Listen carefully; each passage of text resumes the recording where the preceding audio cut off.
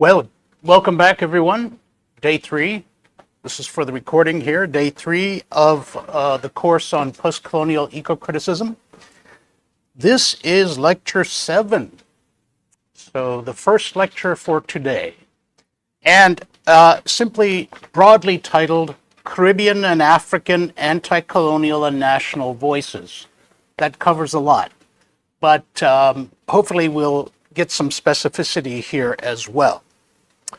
I will show in just a few minutes, couple of minutes, two images, but we'll get to that. I just wanted to let you be aware of that. So some of this is review for some of you, but if you're new to post-colonial criticism, I think it's useful to have this background. The Caribbean is made up of, as you know, many islands with different languages. Some of them still are protectorates. They use different terms of France, the Netherlands, Great Britain, the US. So you see the vestiges of colonialism. But because they speak different languages, sometimes that can create a challenge in terms of how we translate these, and also in how they do look at, because language is so influential and cultural, it can affect how they look at the world. So keep that in mind. One thing they all share in the Caribbean, despite their differences, is that they are keenly aware of themselves as relatively fragile, precarious islands. Fragile environmentally because of storms, as you know. Hurricane, what we call, say, typhoon, it's pretty much the same thing.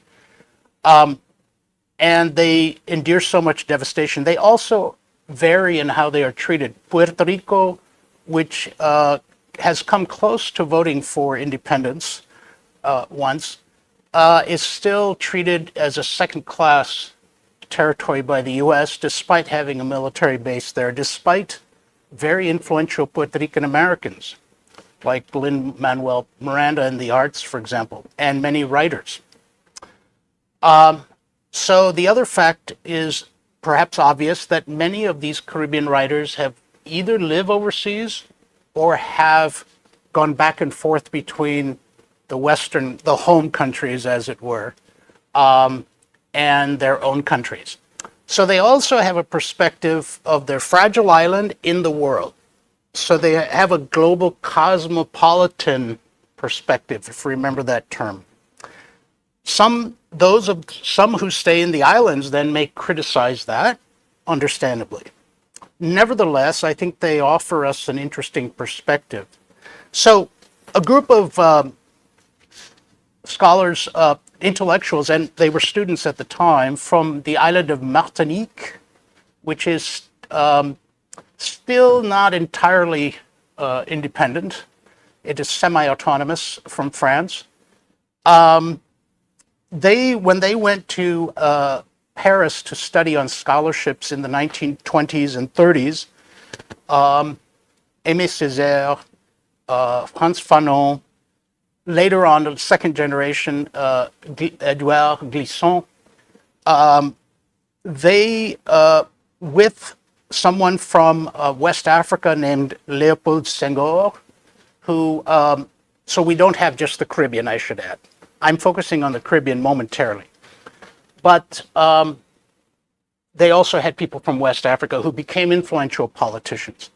They all got together at the Sorbonne in France, and this first generation, and created a movement called Négritude. Negritude. It's usually spelled with an accent, aigu.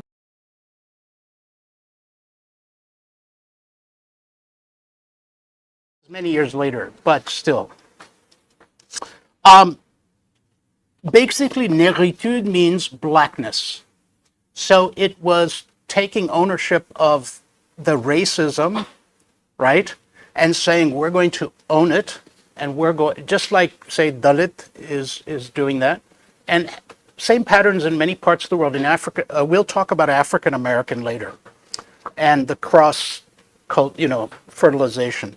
But basically, just staying with the Caribbean, we also have, it was mostly men who got the scholarships. There was a woman, and I just learned this myself, named Jane Nardal, who in a 1929 article, Internationalisme Noir, meaning international, black internationalism. She influenced Senghor, but that got erased from history because she was a woman. Right? Not just by them, but even by the Western Academy. I just put that as a footnote to say that there's much work to be done in uncovering some of these progenitors. More to the point, I think Aimé Césaire actually helped coin the term, and he is, of course, a very famous sort of intellectual in post-colonial circles, as well as a writer, a poet. There was also someone who's less known today, Léon Damas of French Guiana, right? So we have all these interesting cross-fertilizations. Négritude encompasses both the practice of writing and critical theory as forms of activism. So you can see the intentional, because they're all from colonized countries, and they're treated as second-class citizens. So we were talking yesterday, I think someone mentioned, when you how can you not be political if you are in a colonized situation? And I think that's true. The movement, which also came after, just very shortly after the Harlem Renaissance, which I'll get to, from New York City in the 1920s and on, it arose it's not coincidental that these issues, these movements arose, and this Renaissance happened at this particular time, because this is a time when more and more colonized people in the Caribbean, and also African Americans after slavery, have become now educated, have started their own institutions perhaps, and so now they are at the beginning of the 20th century having this voice.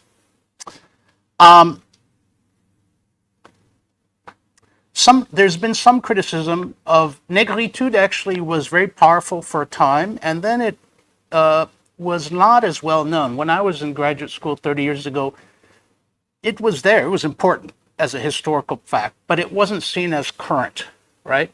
It was seen as, by some African Americans, as unnecessarily continuing the attention on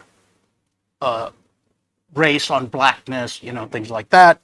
And there were other criticisms. One South African writer and activist, black activist, argued that the movement derived from a European view of aesthetics.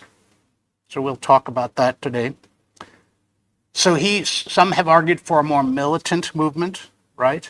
Now, I can't speak to writerly or non-literary movements like the ANC, because those are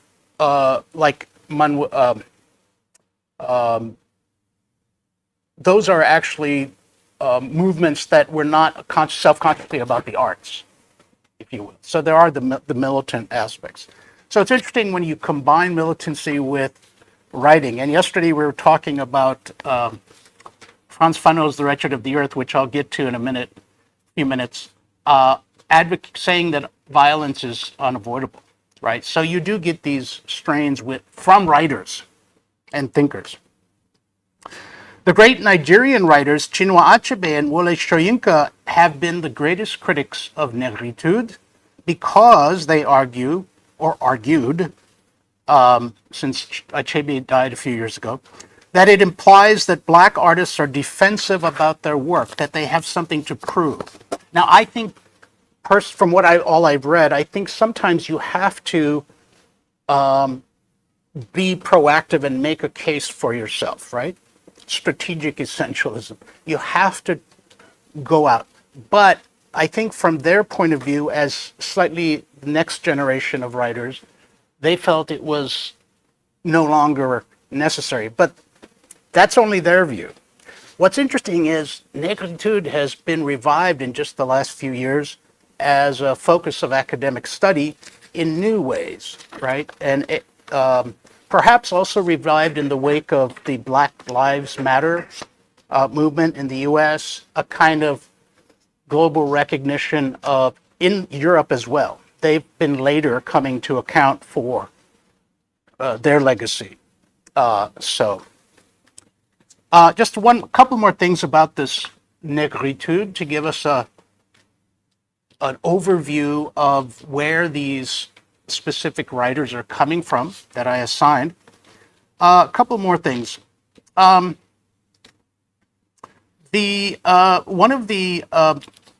an African diasporic intellectual academic who died about 8 years ago, named Abiola Irele, Irele, who a Nigerian who was a big proponent of negritude, and his work. It's through renewed attention to his work that we get more of this. If you're interested in following that up.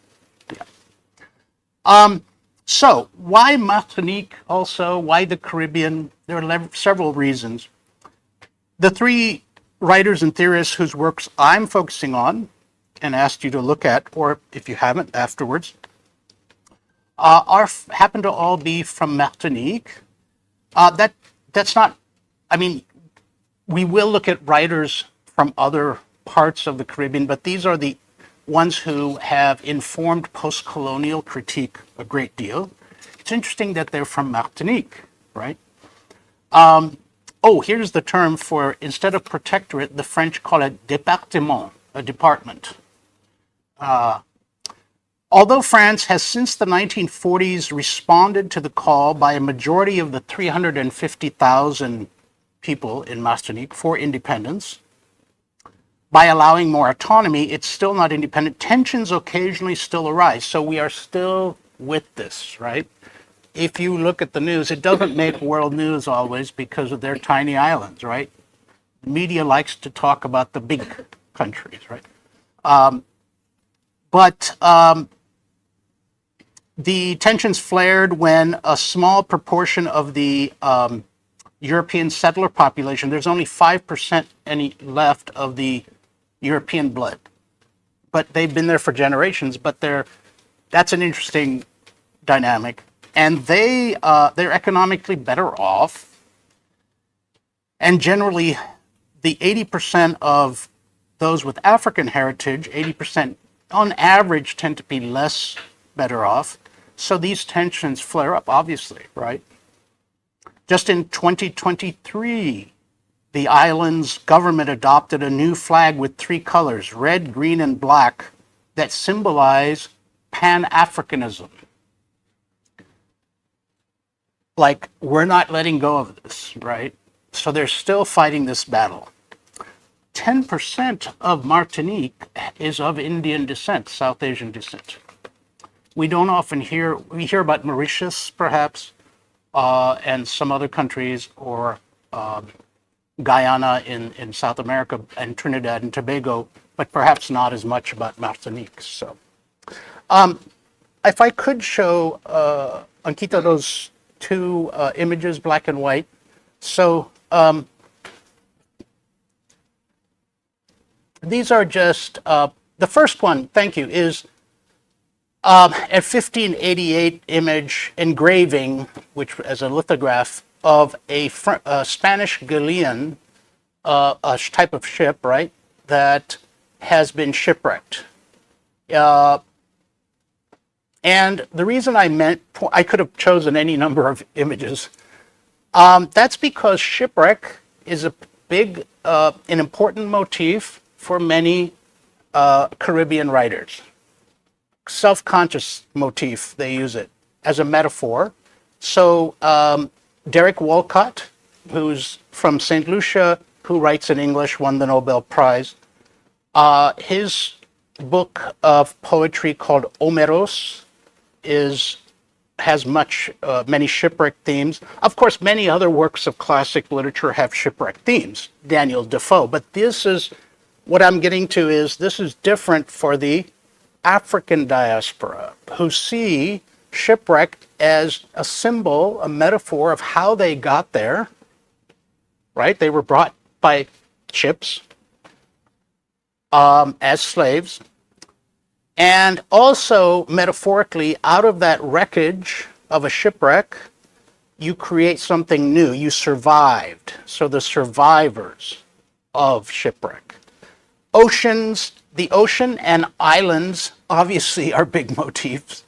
And as I mentioned yesterday, if you're interested, I'm not covering that in this course, but the idea of Indian Ocean studies, the Black Atlantic, all together collectively, perhaps called the Blue Humanities, is a big trend today. But they have been writing about this for a long time. And so I want you to keep shipwreck in mind. Then the other image is, you may have seen this as well because it's often reproduced. This is Allegory of America. It created in somewhere between 1600 and 1620. So this is supposed to be Amerigo Vespucci, who gave the name America to America. He never went there, but yeah. The Italian map maker, who he was a great map maker, but anyway, the Allegory of America, and there's Vespucci all overdressed, I would say, talking to a naked Native American. And this is, as you know, a classic kind of mythos, mythography, whatever you want to call it, of viewing of the Europe viewing the New World. The noble savage, right? On one hand, it's a very idyllic image. You have, they're reclining on a hammock, right? It's like they're on permanent vacation, permanent holiday. But Vespucci has the emblems of knowledge, right? The sextant. He's got a flag, right? And some comedians have made a lot of fun of that, right? This idea that, the flag means you're more civilized, right? The GIAN is in the background, right? So Vespucci, of course, is Italian, but so is Columbus, and they all sailed for different countries. The bottom line is, this image was very powerful, and a lot of post-colonial scholars have talked about it, including Peter Hume, Hulme, who writes about South America, particularly, and the Caribbean. Anya Lumba, in her introductory text, which is a very clear and good introduction, colonialism, post-colonialism, talks about it. So many people talk about it. It doesn't mean that's the only image, but it does come from a time period, a contemporary, when, if you think of the Caribbean, this is kind of the image they had, even though the conditions in the Caribbean by then were very, very harsh, right? To the point where the indigenous people almost became extinct. So the word Caribbean comes from Carib or Carib, who are an indigenous people that were basically wiped out by disease and slavery. But there are descendants of them in Puerto Rico and other places who have some Carib blood still, and they still continue some traditions. They were doing this in secret. It was rediscovered much, much later. So I wanted to leave those two images. Thank you, Ankita. And just in your mind.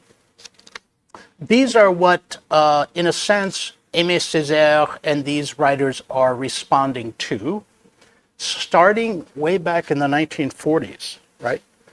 Although, as I said, Glissant, and then later we'll see Derek Walcott, are a later generation. So Aimé Césaire, Discourse on Colonialism, originally written in French, translated almost immediately in 1950.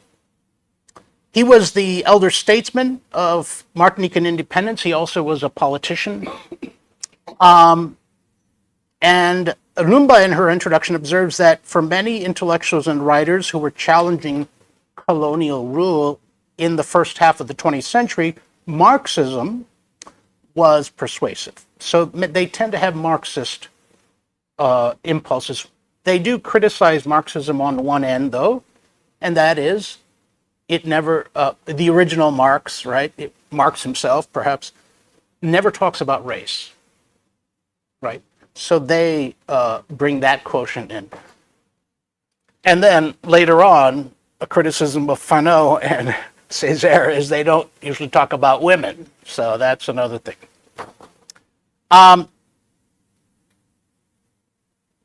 Colonialism as capitalism, right? Capitalism as colonialism.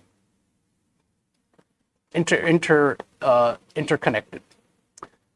That's what they talked about a lot in their intellectual writings. She notes that Césaire's moving and powerful discourse on colonialism indicts colonial brutality in terms that are clearly inflected by Marxist analysis. Marx emphasized that under capitalism, money and commodities we're familiar with this, begin to stand in for human relations and alienation, objectifying humans. Similarly, so we have that. Similarly, Césaire claims that colonialism not only exploits but dehumanizes and objectifies the colonized subject, but it also degrades the colonizer. The same point that Ashish Nandi makes in The Intimate Enemy.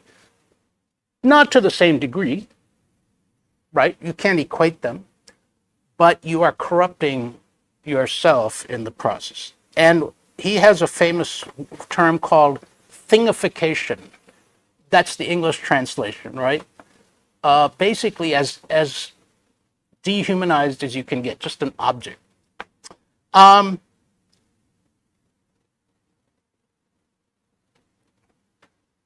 So let's see.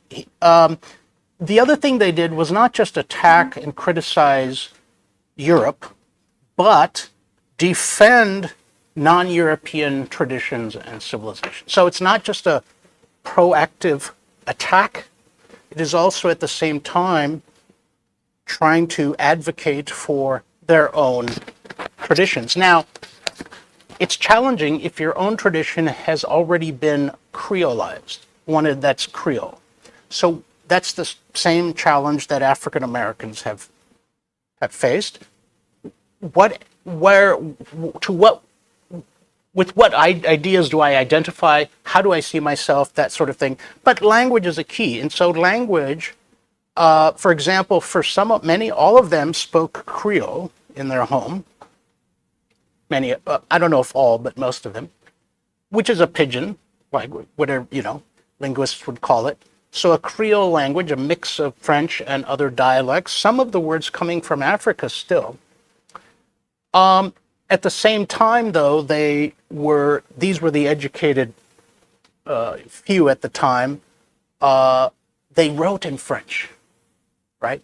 So now we know that sentiment happens in India too, right? It was in the 1930s that Raja Rao talked about that, right?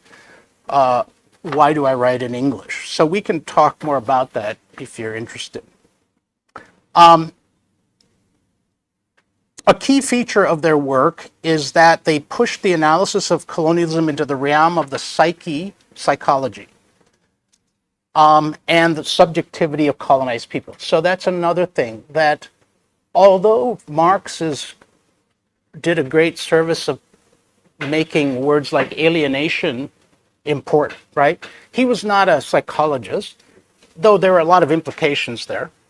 But they now are trained, and psychology was a very nascent, sort of not a very developed science in Marx's day.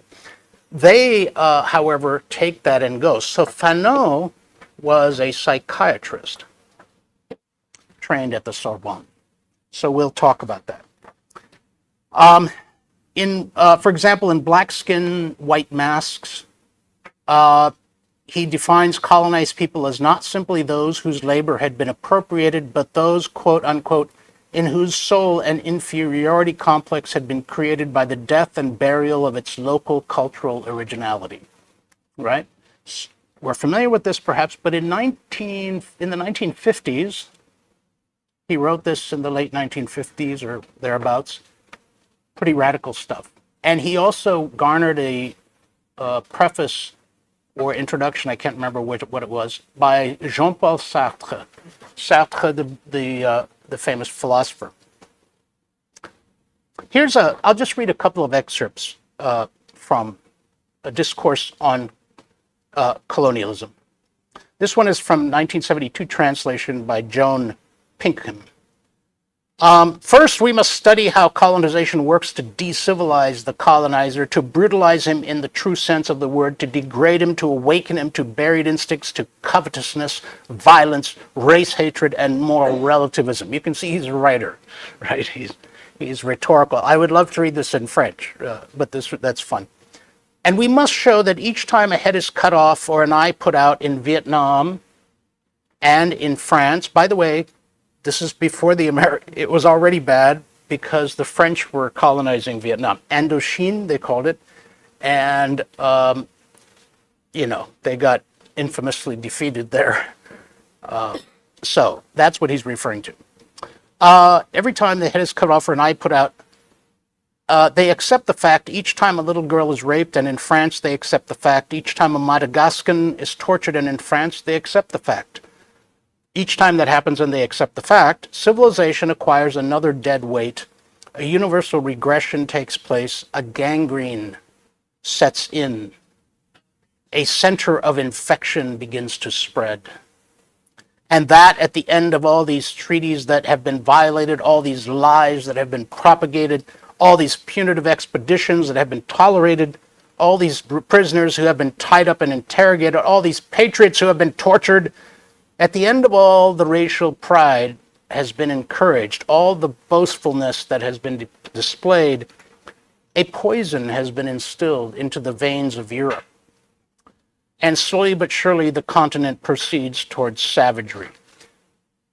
What's interesting is he wrote this after World War II. So he made a controversial statement, not in this exact words, but to the effect that the Holocaust was partly a sign of the chickens coming home to roost, because confinement like that had actually been perpetrated in the Americas, right, of Native Americans in the 1870s, was still done by the British in Kenya in the 1950s, right? Not to the extent of gas chambers, but still rounding up young men, innocent, just because they might rebel, or whole families, and so on. So this was hard hitting, and you can see why a lot of your French people didn't like this at the time, right? Let me just read this other section that it brings in the Nazism. People are surprised. They become indignant. They say, "How strange, but never mind, it's Nazism, it'll pass." And they wait, and they hope, and they hide the truth from themselves. And this he includes the colonized people too, sometimes. Just, well, it'll pass, right? But the supreme barbarism, the crowning barbarism that sums up all the daily barbarisms, that is Nazism, yes. But that before they were victims, they were its accomplices. They tolerated that Nazism before it was inflicted on them, and they absolved it, shut their eyes to it, legitimized it, because until then, it had been applied only to non-European people. So this had been going on, but no one called attention to it. And of course, he's condemning the Holocaust. We shouldn't say he's saying, what he means is obviously that only when it was inflicted on its own people, of course, the Nazis saw them as different, but I mean, generally speaking, they were Europeans. Only when it's inflicted within their borders does the world pay attention. So, I could read more, but I'll just read a couple of statements. He also has a number of lines that are each a paragraph, so it's poetic in a sense. He has an interesting text called Journal of My, I think in English it's Journal of the Return to My Native Land, La Retour au Pays Natal. So the return to my native land. He says, a civilization that proves incapable of solving the problems it creates is a decadent civilization. So it's like aphorisms. A civilization that chooses to close its eyes to its more crucial problems, most crucial problems, is a stricken civilization. And a civilization that uses its principles for trickery and deceit is a dying civilization. Decadent, stricken, dying. So clear images of the body, that's interesting, right? The body politic, as it were, infected, dying. Interesting images, right? So I'll leave that sort of quick introduction to Césaire there for now and turn to Frantz Fanon.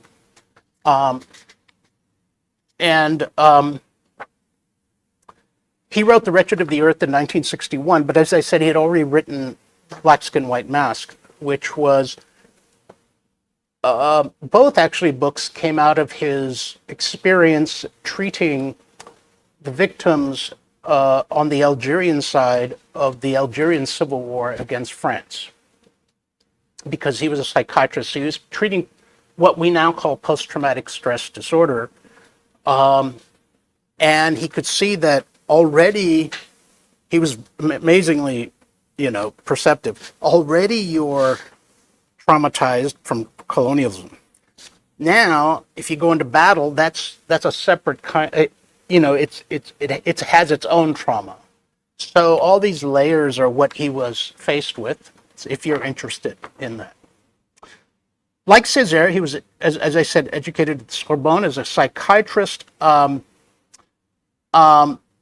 His English publisher, which is still publishes it, it's called the Grove Press, which has published some great books, rightly describes it as, quote, an eternal touchstone for civil rights, anti-colonialism, psychiatric studies, and Black consciousness movements around the world. This book was, as I learned in many years later in college, was apparently very popular in the West and went through many reprintings during the 1960s and early 70s. The civil rights struggle, I don't know if you know, but in 1968 there were student movements all around the world.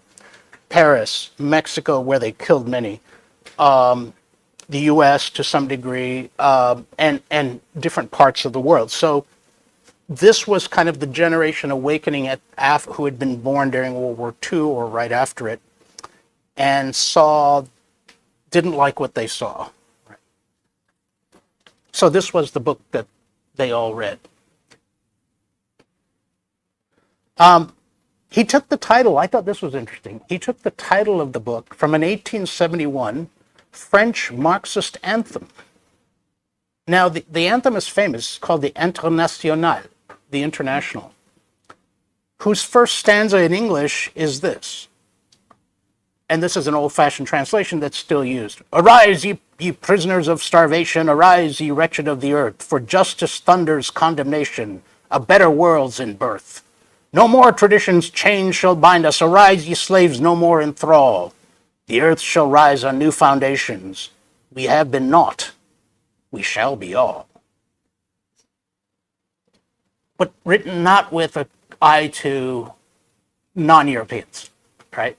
So he's shrewd. He's taking the title from a Marxist anthem that's very famous and still used and was put to music later. And then applies it to the wretched of the earth, right? I love these intertextual connections. As we mentioned, things fall apart coming from Yeats. We'll get to, I'm going to repeat myself now later, but Tsitsi Dangarembga's Nervous Conditions novel, she was also a trained psychologist, she's still writing, and she takes her title Nervous Conditions from Fanon. So I love these, connections. They clue you into where the writer is coming from. But getting back to his title, it shows his willingness to also take from European thought that what was useful. So it's not saying it's important to talk about, as we did yesterday briefly in the question and Q&A. I think this is a very important topic as to what degree do we still use European constructs. For example, we know Freudianism is totally Not totally. Some of it is off. It's very male-centered and so forth. Give us some important language to use. So in the same way, I think that's an important point to keep in mind, but they did take what they learned from the Sorbonne, from the métropole. Fancy word for the very center, a city, of course, but the very center of the empire. Even though France didn't call itself an empire, of course. He draws, therefore, on psychoanalysis and Marxism, as I said, and he analyzes the trauma of colonialism and racism. Early in the book, he has the chapter we were talking yesterday as well on violence. By stating that decolonization is always a violent event. Now, some people interpret that as, yes, it could be physically violent, but it could be mentally. And I think he did mean it both ways, but he clearly also meant physically. That is, because after all, colonialism is violent. So to unwrap it, to undo it, sometimes he advocated violence, just like the ANC in South Africa, for example. It is the colonist who fabricated and continues to fabricate the colonized subject. The colonist derives his validity, his wealth, from the colonial system. That's very much Marxist, but see, I'm going to read the one famous passage very close to the beginning of the book, and if you haven't read it, you can see now how clearly it's written. And so this is what he says. The colonial world is a compartmentalized world. It's translated in different ways, like in two different translations. It is obviously as superfluous to recall the existence of native towns and European towns, of schools for natives and schools for European, as it is to recall apartheid in South Africa.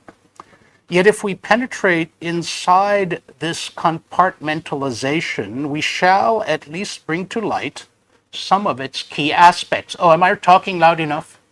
Oh, good. By penetrating its geographical configuration and classification, we shall be able to delineate the backbone on which the decolonized society is reorganized. The colonized world, this is the more famous phrase, is a world divided in two. The dividing line, the border, is represented by the barracks and the police stations. Discourse? In the colonies, the official legitimate agent, the spokesperson for the colonizer in the regime of oppression, is the police officer or the soldier.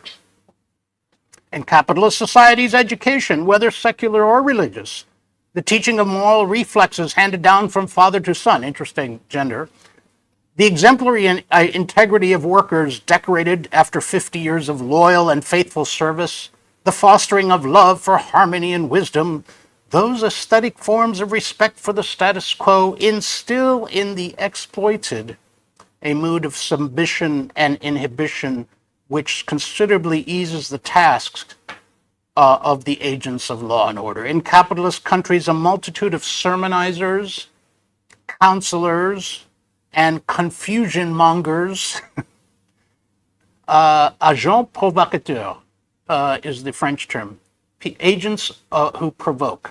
You would plant, it's similar to that, right? And so they would, like, you want to create a riot? Right, like the Americans did, because the British asked them to in Iran in 1950. Right, you start a rebellion. In colonial regimes, however, the proximity and frequent direct intervention by the police and the military ensure the colonized are kept under close scrutiny and contained by rifle butts and napalm. This was before the American use of it. We have seen how the government's agent uses a language of pure violence. Interesting, right?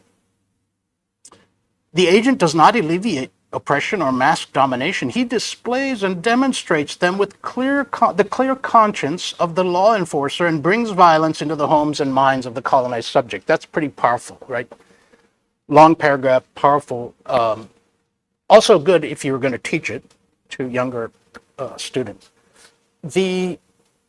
It can be controversial for some listeners For example, my students, in Idaho.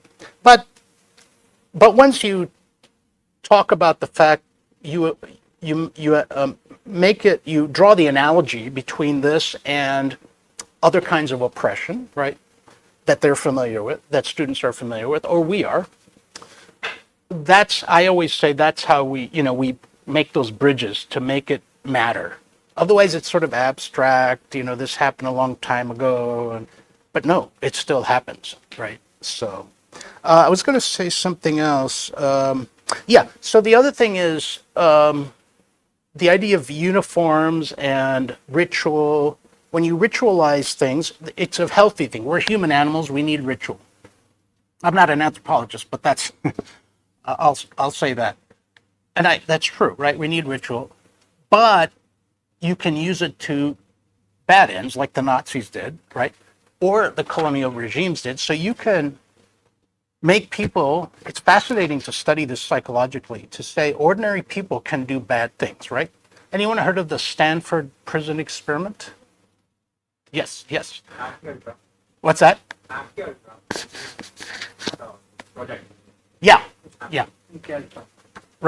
Right. So, if you're interested, check with them. That shows that you could not do that today because you'd be sued. But it shows how ordinary people can so easily do bad things because they are behind an alibi or they are seen. You kind of feel like you're performing something on the behest of something else, right? Well, this is a means to an end. I'm wearing a uniform, So it's not that uniforms are bad. That's not the point, right? It's just that it can be used in a bad way. So I'll just read one more section, then that's all from wow, time's going. From Pano. The native sector is not complementary to the European sector. The two confront each other, but not in the service of a higher unity. Governed by a purely Aristotelian logic, interesting, they follow the dictates of mutual exclusion. There's no conciliation possible. In India, the British used to use the term, until about the middle of the 1800s, they used the term black town, and then sometimes white, but also European. They use different terms for the other one. And it's pretty stark, right? So then he says, it's a sector of lights and paved roads where the trash cans constantly overflow with strange and wonderful garbage. Undreamed of leftovers. The colonists' feet can never be glimpsed except perhaps in the sea, but then you can never get close enough. You're not allowed on the beaches. They are protected by solid shoes in a sector where the streets are clean and smooth, without a pothole, without a stone. The colonist sector is a stated sluggish sector. Its belly is permanently full of good things. The colonist sector is a white folk sector, a sector of foreigners. This sounds like someone who's angry and has lived through this, right? This is, just the anger. And now he's getting it published. It must have been a thrill, right? Even if he doesn't know what effect it's going to have. It's also interesting on a level of writing. I think he's such a good writer because he knows instinctively, and that's why the book has been in print constantly, is he fixes on specific images that anyone can understand. A pothole, stone, the sea, garbage, things that are pretty easy to understand. Which create this ethos, or atmosphere, I should say, of tension. And then he says the colonized sector, as you can imagine, is going to be the opposite, or at least the native quarters, the shantytown, the Medina, the reservation, whatever you call it, right? He's naming all the sectors around It's interesting, if you go to Morocco and places, they still have the Medina, but the Medina now is not the same as the Medina. Back then, it's the old quarters, but when the Europeans colonized, they kind of kept everyone there, right? So during the Algerian Civil War, the Medina, there's another name too we could talk about, but the Medina becomes sort of associated as the closed, place. Now, if you go to Morocco, it's become very touristy. So that's interesting. Bakasba is the other word I'm thinking of that was used specifically in North Africa as well for where the local population lived. Incidentally, this is not unrelated to literary works because famous writers like Albert Camus, even Jacques Derrida, these were French people born in Algeria. Yeah, and some were Jewish, some were not. The point was that we forget that, and they call themselves pieds noirs, but they were also, pieds noirs means black feet, as if you're a bit tainted by having been born. Isn't that crazy? And then they kind of took ownership. Okay, we'll call ourselves that. But it's interesting that Derrida never mentioned it a whole lot. Camus wrote a book called The Plague, which is very timely, which is set in in Algeria. Lumba says that Fanon maps race and class divisions onto one another, but such mapping is extremely difficult to grasp in all its complexity, right? Without an understanding of race. And that's where Fanon's contribution comes in. She says, and some of this is pretty obvious. In the colonies, as the Prime Minister of Cape Colony remarked in 1908, white workers were, quote, delighted on arrival to find themselves in a position of an aristocracy of color, unquote. So you could be like very low on the totem pole in Europe. You could be Irish. And if you're coming here to a colonial situation, you suddenly, right, feel like you're empowered. In highlighting Fanon's then original idea, combination of Marxism and psychoanalysis, we should also keep in mind, as Lumba says, which are two key components of post-colonialism still.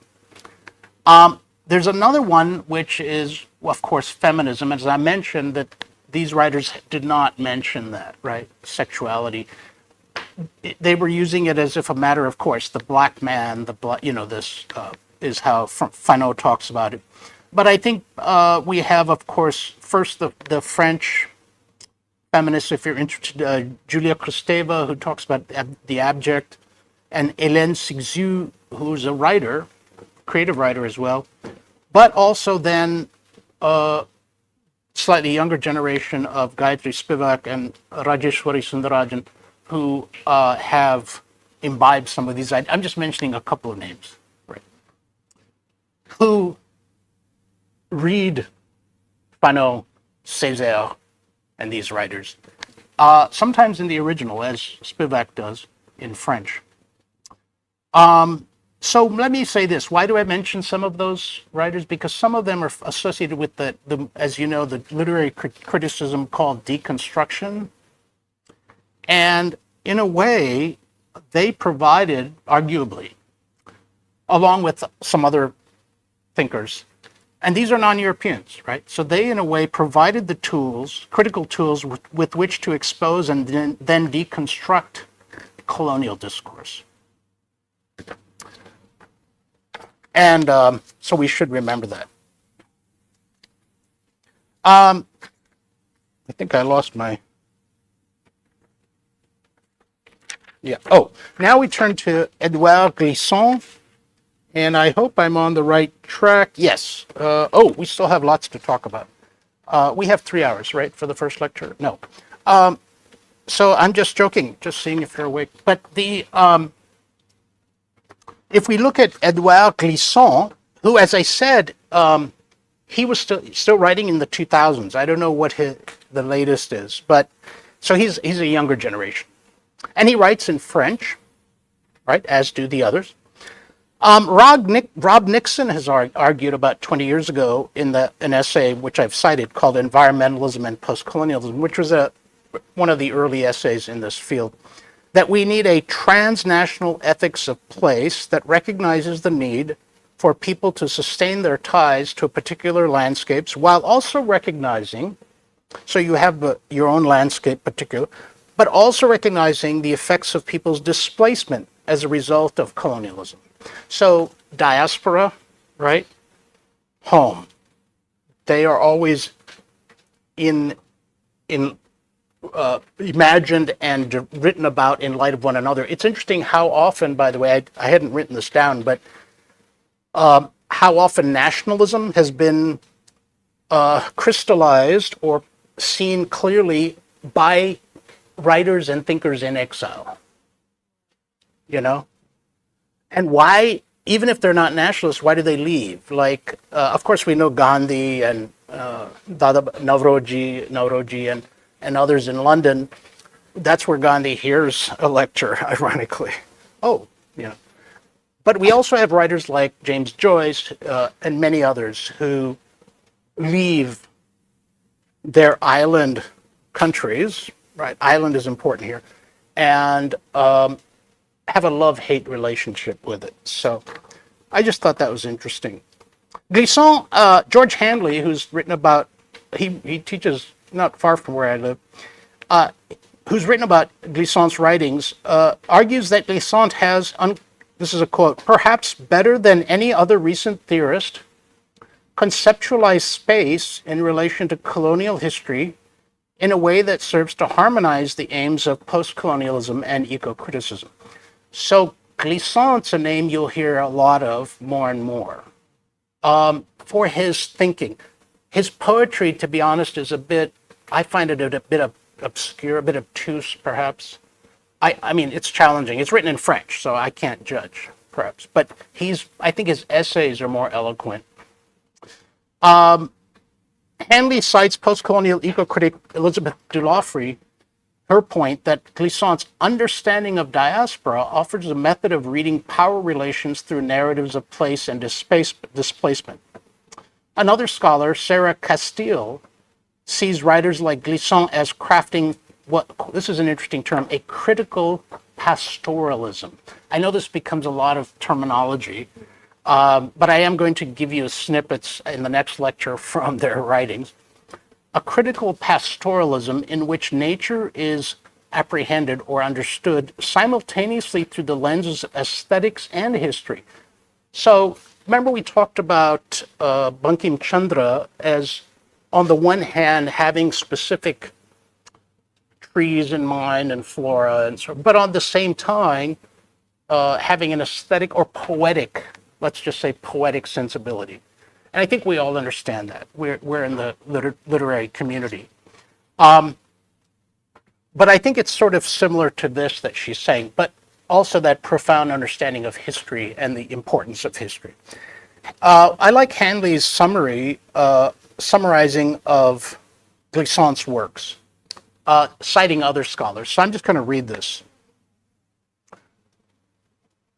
Castile notes that in many of the writers of her study, such as Jamaica Kincaid, Maurice Condé, whom we're not going to read, but we are going to talk about Jamaica Kincaid, we see botanical imagery that no longer provides metaphors of stability or access to an ideology of stable singular roots, but rather of diversity and mixture. So the English garden, stable, quaint, right? The weather never changes, right? But then in Jamaica Kincaid's handling, she was a garden columnist, right? Or writer. When you're thinking of the Caribbean, it becomes something that is hybrid, that threatens the paradigms, this sort of presumably stable paradigms of European discourse. Dulafrey suggests that diaspora theory has too easily assumed itself in opposition to identities founded on geography, because soil is too often seen as static, when environmentally speaking, it more often provides dynamic, historic, and shifting metaphors of culture that are anything but essentialist. So in other words, sometimes diasporic, this was, I think, referring to maybe up until about 20 years ago, diasporic writers understandably might have seen themselves as providing a lens, and we can add to this people like Salman Rushdie, or I don't know about Jhumpa Lahiri, that's a different case, but many writers who had definitely are diasporic would sometimes look at the homeland is kind of static and, not vital, lost some vitality, which was, of course, wrong. But she's saying this itself is a misguided view. So she talks about Kincaid, for example, they see an analogy between human and plant migration. That's interesting, right? Now, plant migration is as a result of the Columbian Exchange, right? Do you remember that? The Alfred Crosby's term. But it's also because of climate change. So plants are moving northwards. Do you know that? They're also climbing mountains. As you know, that is to say, their habitat is changing, and so they've seen this very clearly, evidence. What used to be, because as the planet warms, these plants migrate. So I don't know if she had that in mind, but I think that's an important way to read that. So then it begs the term of what we mean by emplacement, home, all those things, right? The other thing that Delaufrey especially notes is the importance of ocean. Remember, we saw the shipwreck there, and the island. So island studies is a big area. University of Edinburgh Press has a series on that, which is fascinating to think about. So islands as actual geographical places, but also metaphorically. Michael Dash, in his introduction to Glissant's work, Caribbean Discourse, from which I had you read just a few things, selected essays, says that Glissant shifts our attention away from the conventional reduction of Caribbean history to a racial melodrama of revenge or remorse, and toward a close scrutiny of the obscurities, vicissitudes, and fissures that abound in Caribbean history from slavery to the present. So basically, it's an area, just to sum up where I started from, I just have another minute here. It's an area that, of the world in which has particularly suffered the vicissitudes, the changes of climate or nature, as well as history, right? And each island is distinct, but they do share this kind of general outlook of being partly neglected by the world, but also they are therefore acutely perceptive about the issues that confront all of us today, which is, in a sense, displacement of one kind or another, right? Let me just end by saying that, because I didn't even get to Wole Soyinka, I know, but I want to end by saying that Derek Walcott in Omeros intentionally patterns it on the Odyssey, right, by Homer. And you may be thinking, Joyce did that, right, with Ulysses, but you may be thinking, why are these writers who are not English and see English education as that's where they learn about the Odyssey, which is not even English, but anyway, it was portrayed as sort of the canon of Western. Why go back to those? And I think one reason, there's for example, Franco Moretti has a book called Modern Epic, which is about modernism and the epic. And he's an Italian scholar at Stanford. But the idea is that if you can change the very canons of the West and give us a different view, that's just as powerful, perhaps, for a broad readership as creating something totally, new in that sense. So I'll stop there. Thank you. I think the hour is up. Thanks. That's the end of lecture 7.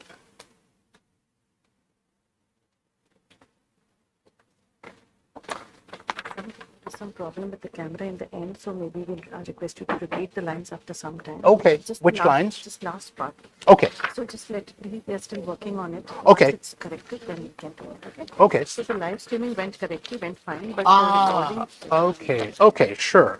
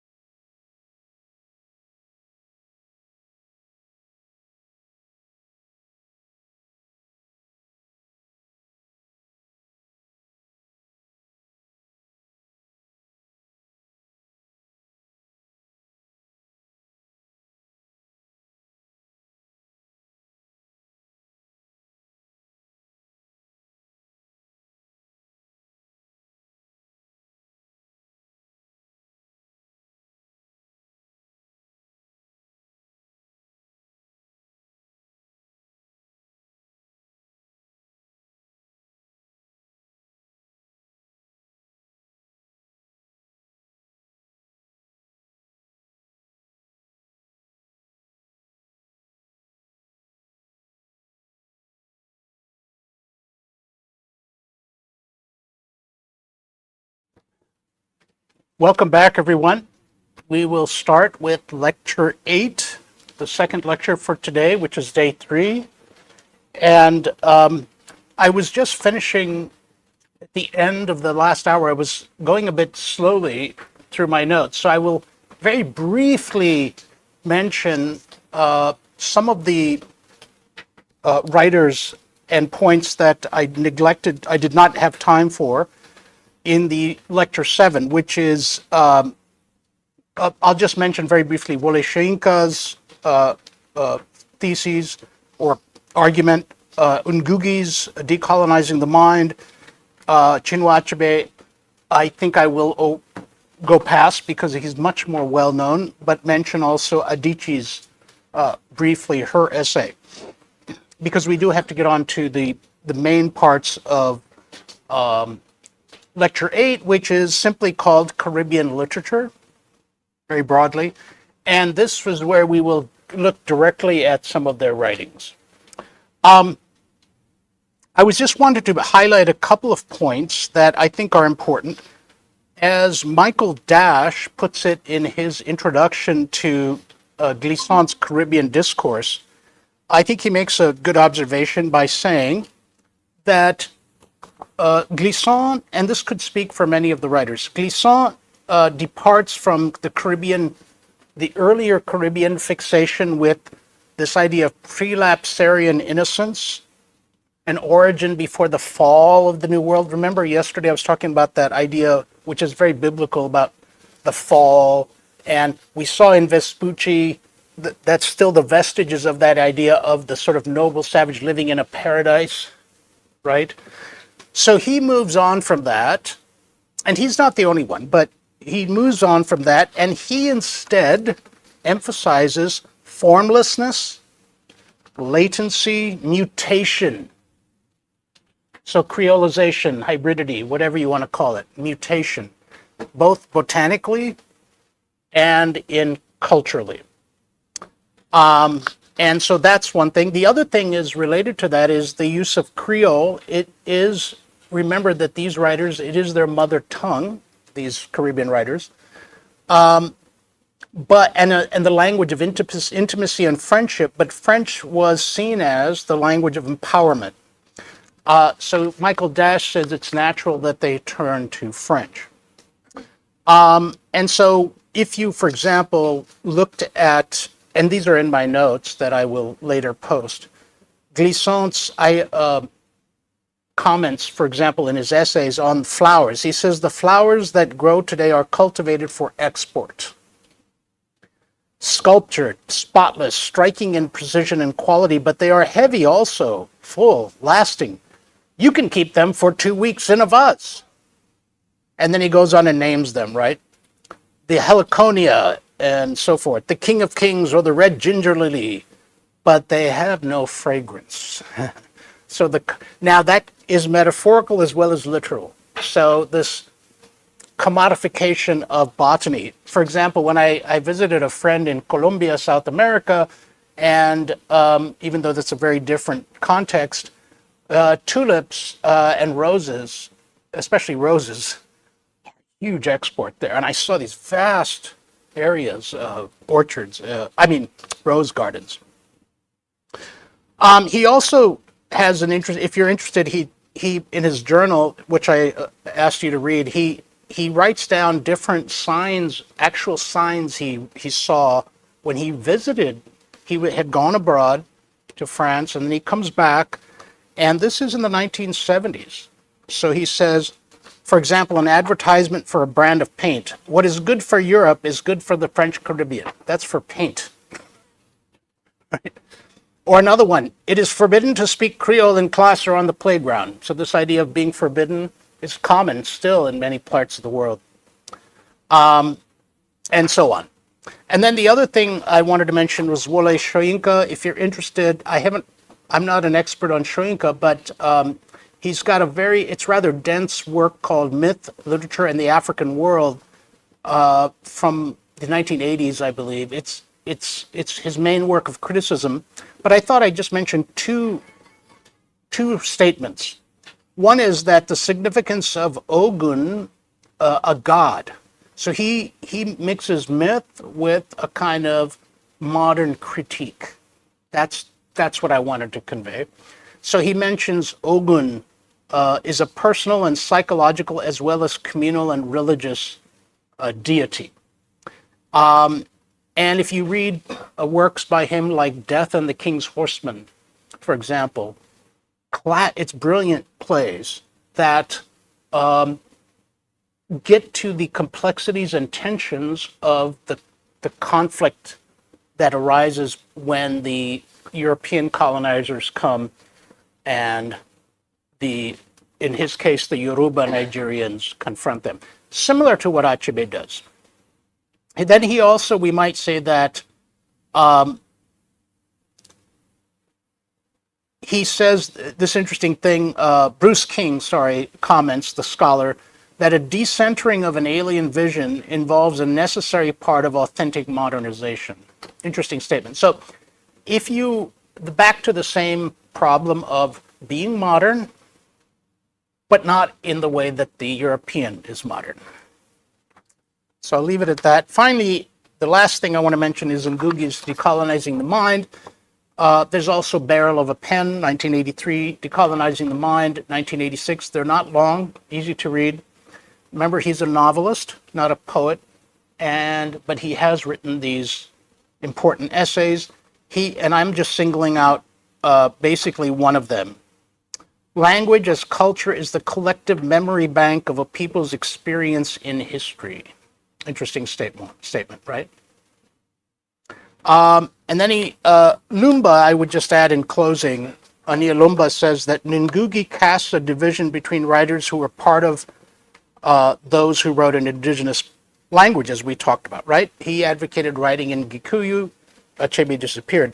She concludes that anti-colonial writings or post-colonial writings, whatever we call them, need both perspectives. So there's no way to come down on one. So don't worry if you don't have to argue that one is the right way and the other is not. I think it depends on the situation, the context. I promised to mention Chimamanda Ngozi Adichie's essays. The one I'm mostly familiar with is We Should All Be Feminists. You're probably familiar with that. It was also a TED Talk. Sometimes she takes talks and then edits them and publishes them. She's just come out with a new novel, I realized, I just saw. So that would be interesting to first in 10 years. And let me just say this. She says at one of her statements is, gender matters. Men and women experience the world differently. That's interesting, right? Gender colors the way we experience the world, but we can change that. So, not much to give you there, but you can read more of this in the notes. And I thought I just wanted to share that people listen to best-selling writers, right?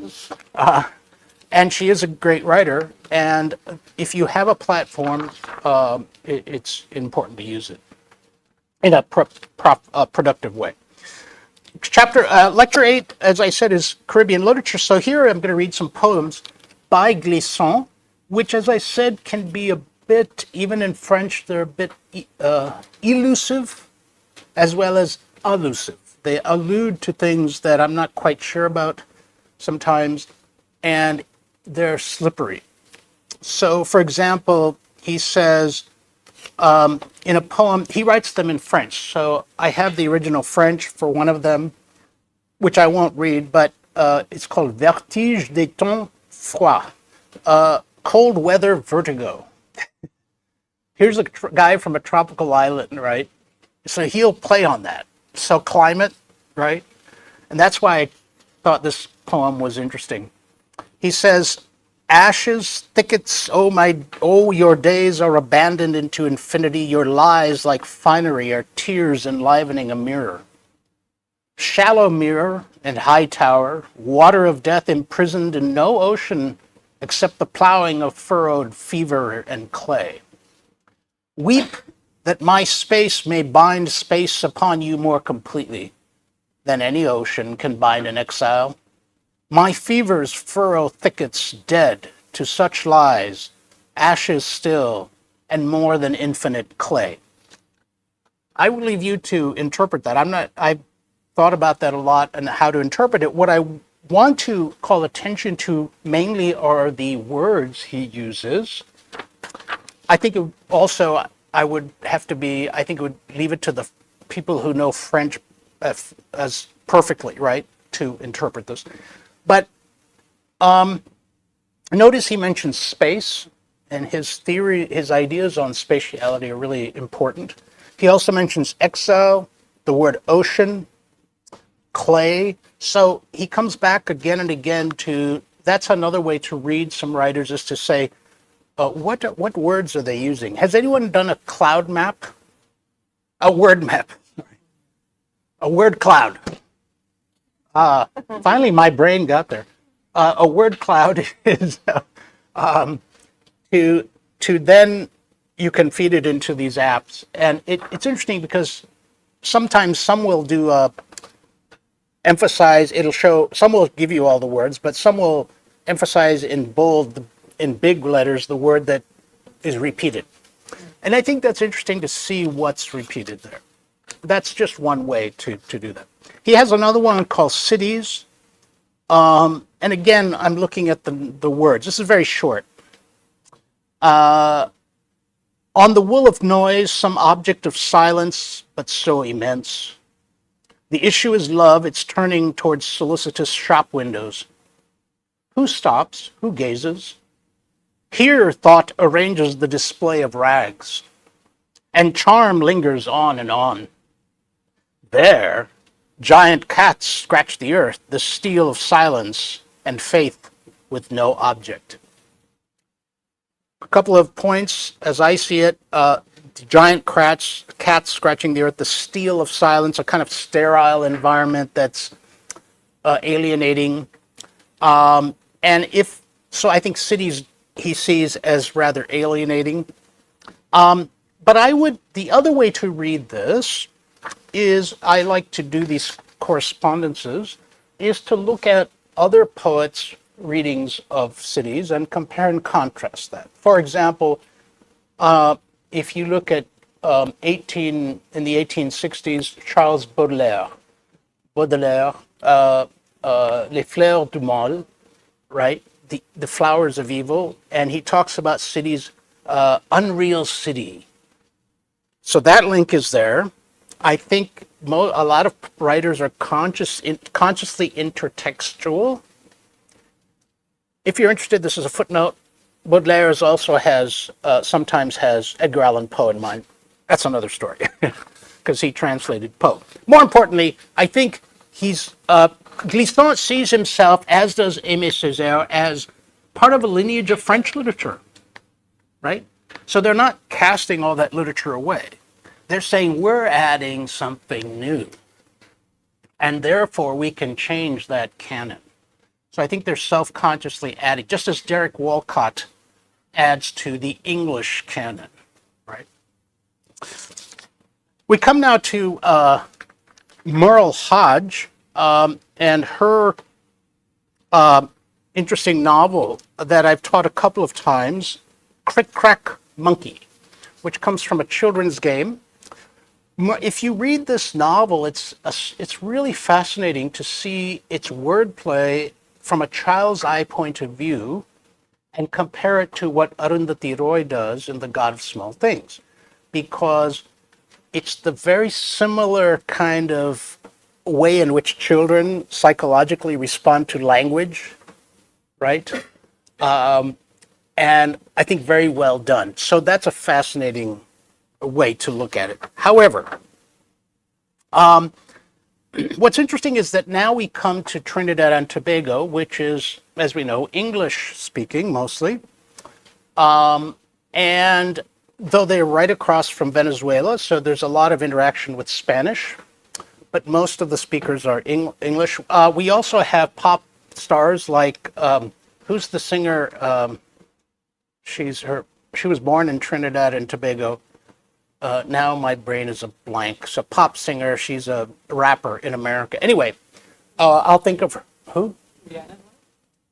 No, we could stay an hour and try to figure this out. No, I'll think of her.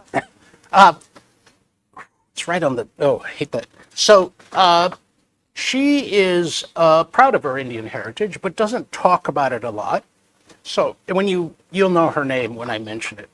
So of course, we have others from the Caribbean, who are singers and have been for some time, whether it's from Jamaica or so forth. So the arts have been important and have been an important export, the popular arts, I should say. So that's there. But here we come to Merle Hodge from Trinidad and Tobago, Jamaica Kincaid, Antigua, Derek Walcott, I've mentioned, from St. Lucia, Edwidge Danticat from Haiti, writing in English, even though in Haiti they speak a kind of a Creole French. And there are Haitian writers who write in that. Just as in Mauritius, you can have people writing in French and English. That's fascinating, right?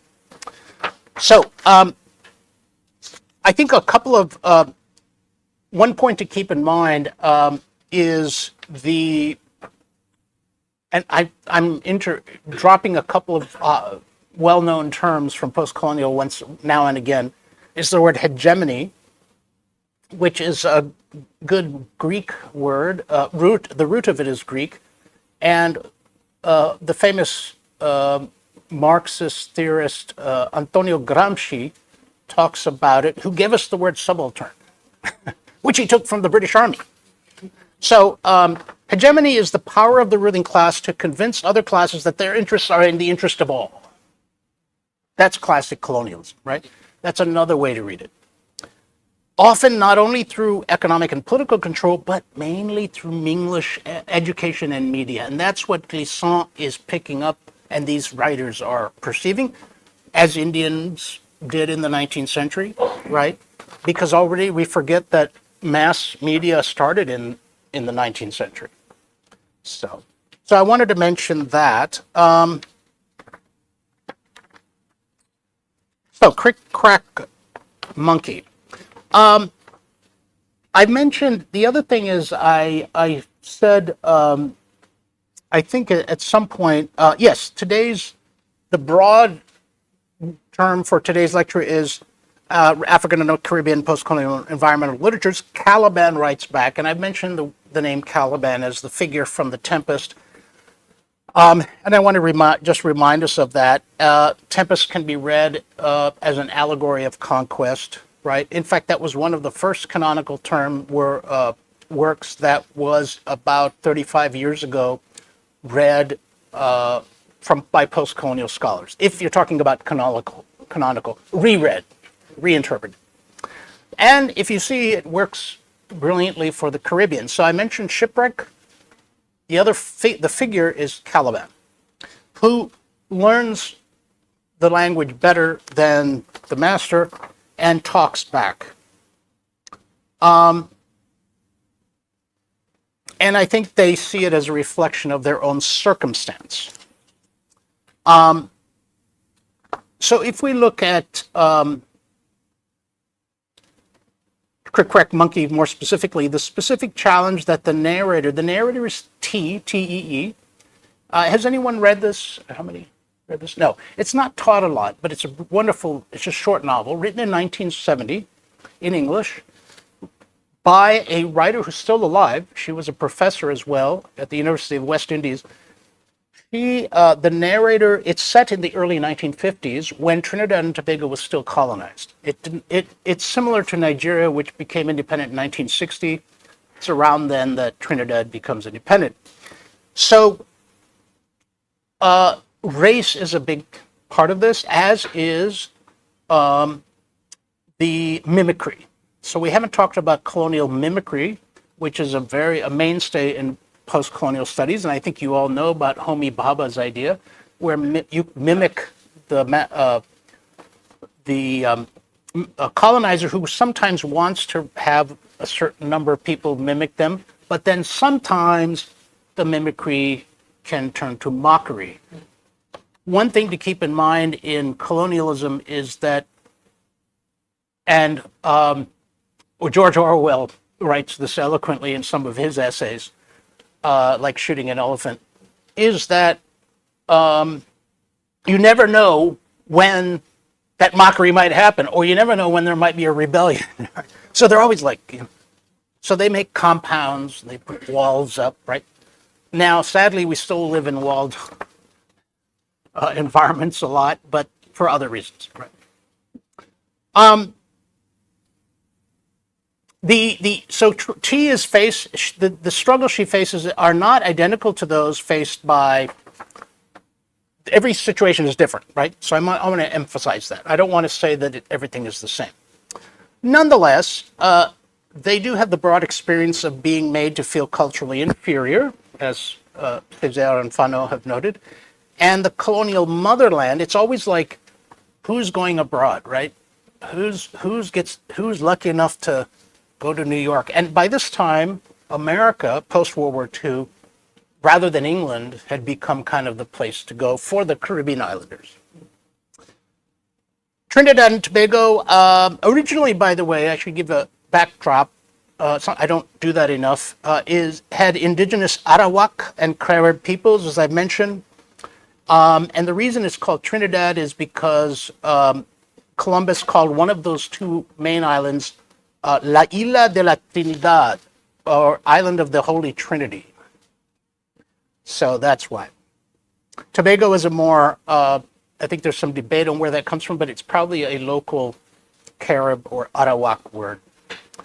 In 1838, African origin slaves were freed with the abolition of slavery in Britain, by Britain, and they continue to live on the islands. But of course, as we know, because slavery ended, they still wanted cheap labor, so they brought Indians and sometimes some Chinese to the islands, which that's why we have V.S. Naipaul also has a writer.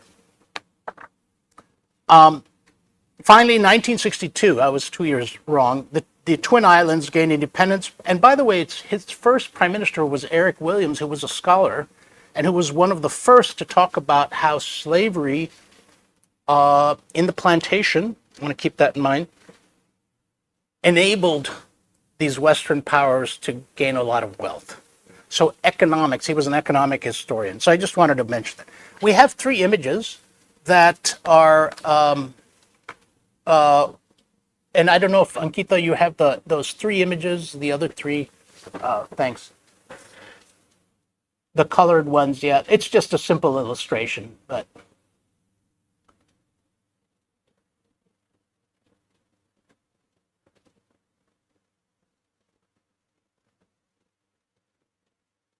So here's a picture from not too long ago from the web. I mean, I got it from images, but roti shop. This is in Trinidad and Tobago. But look at the fusion of this, right? So Dean's doubles, and so they have their own kind of lingo sometimes. I don't know what roti skin is, but it's taking the Indian foods and creolizing them. And so if you, I don't know if anyone knows, like we have the International Night sometimes in my university, and it's interesting to see how East Africans, as well as Caribbean Islanders, all have some dish with curry. It's not as good, but it's interesting. So that's one, and then the other one, this is just to illustrate creolization. Yeah, any one of those. So here you have a Hindu festival on Trinidad and Tobago, well, actually it's a mix. These are sometimes you can join into a lot of these. You don't have to be of that religion, but they have Hindu festivals. They have some Muslim ones. They have Catholic ones. So this is just another example of creolization. And then the last image, which I think you're all familiar with, is Carnival, which has especially been infused in Brazil and in the Caribbean by African heritage people, but it is originally a Catholic tradition, this idea of the end of Lent, the end of fasting. So I don't think it's much religious anymore. But what this tells you is is that you can see the sort of this idea of mixing of cultures, the vibrancy, and it's a lot of fun with these kinds of cultures. Some of the current generation in Mauritius and in Trinidad, who are descendants, say, of Indians, no longer speak the language, like Hindi or whatever it was. But it wasn't that long ago. I have a friend in Mauritius in her 70s, a retired professor. She knows Hindi and she comes to India a lot, but her children don't. So you see this kind of, it's still evolving. So, thank you. That's all I wanted to show.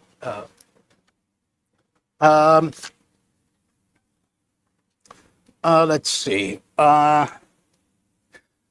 So I want to keep an eye on, when I read a little snippets here, an eye on, actually, I don't know if I have many snippets from the novel, but this, if you read the novel, one of the tensions is T is raised by her auntie because her parents are no longer around, and who speaks in the very dialect, we might call it.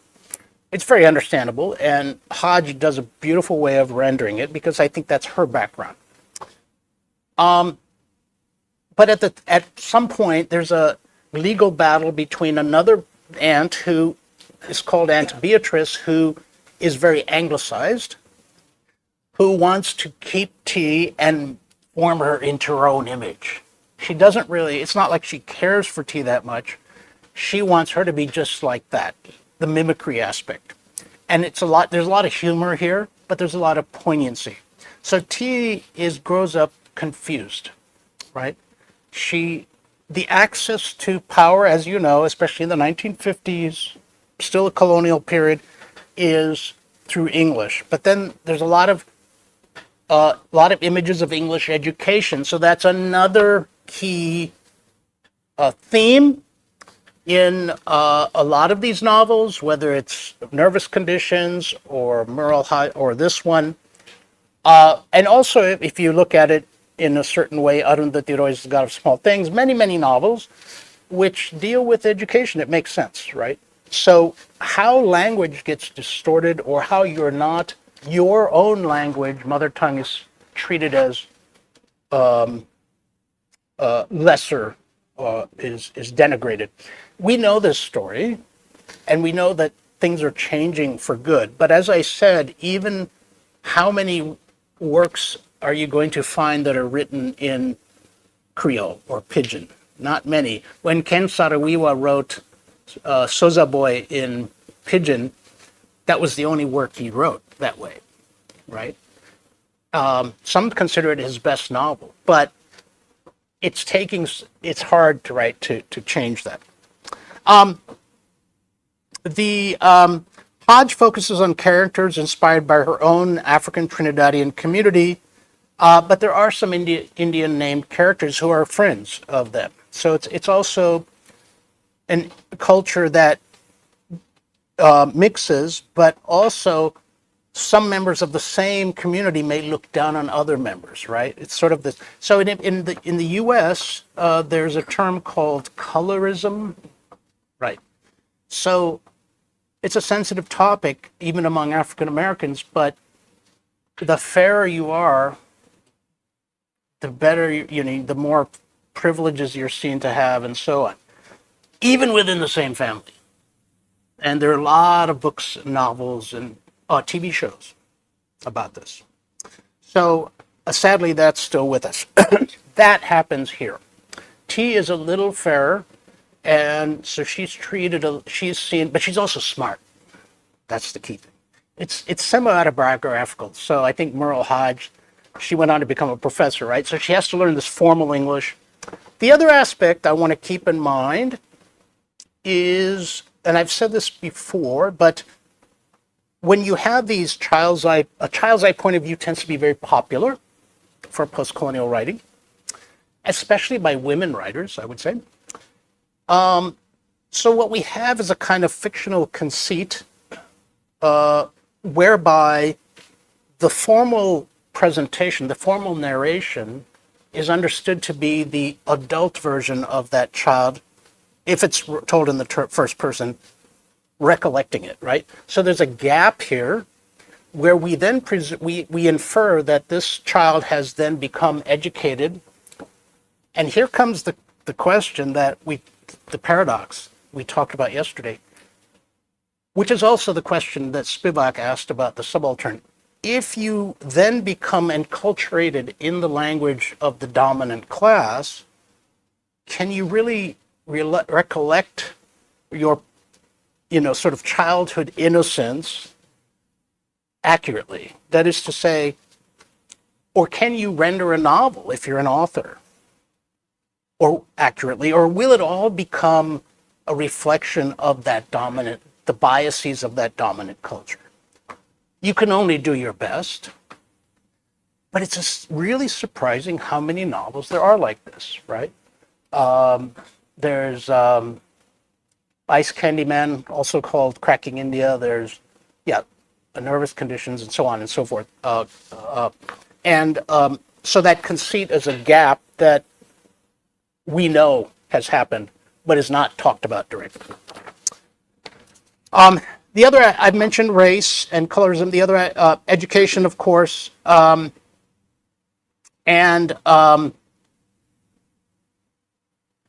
question is, what kind of education? So I think Hodge does a good job of showing that the different schools are there, where they have the very traditional British, strict education, and wanting to turn you into a little English person. So here's a couple quotes. Often T slips into formal English when, as the narrator, she describes her reaction to one of the teachers asking if she wants to go out and play. And she replies, she's unsure about how to read that. We're also treated to kids' views of British literature. So another thing that comes into play is the textbooks. They're all written, that's the other aspect of education. They're all written with young English kids in mind. And so these people like T, who are pretty sharp, they're confused. Right. And she also invents an imaginary friend.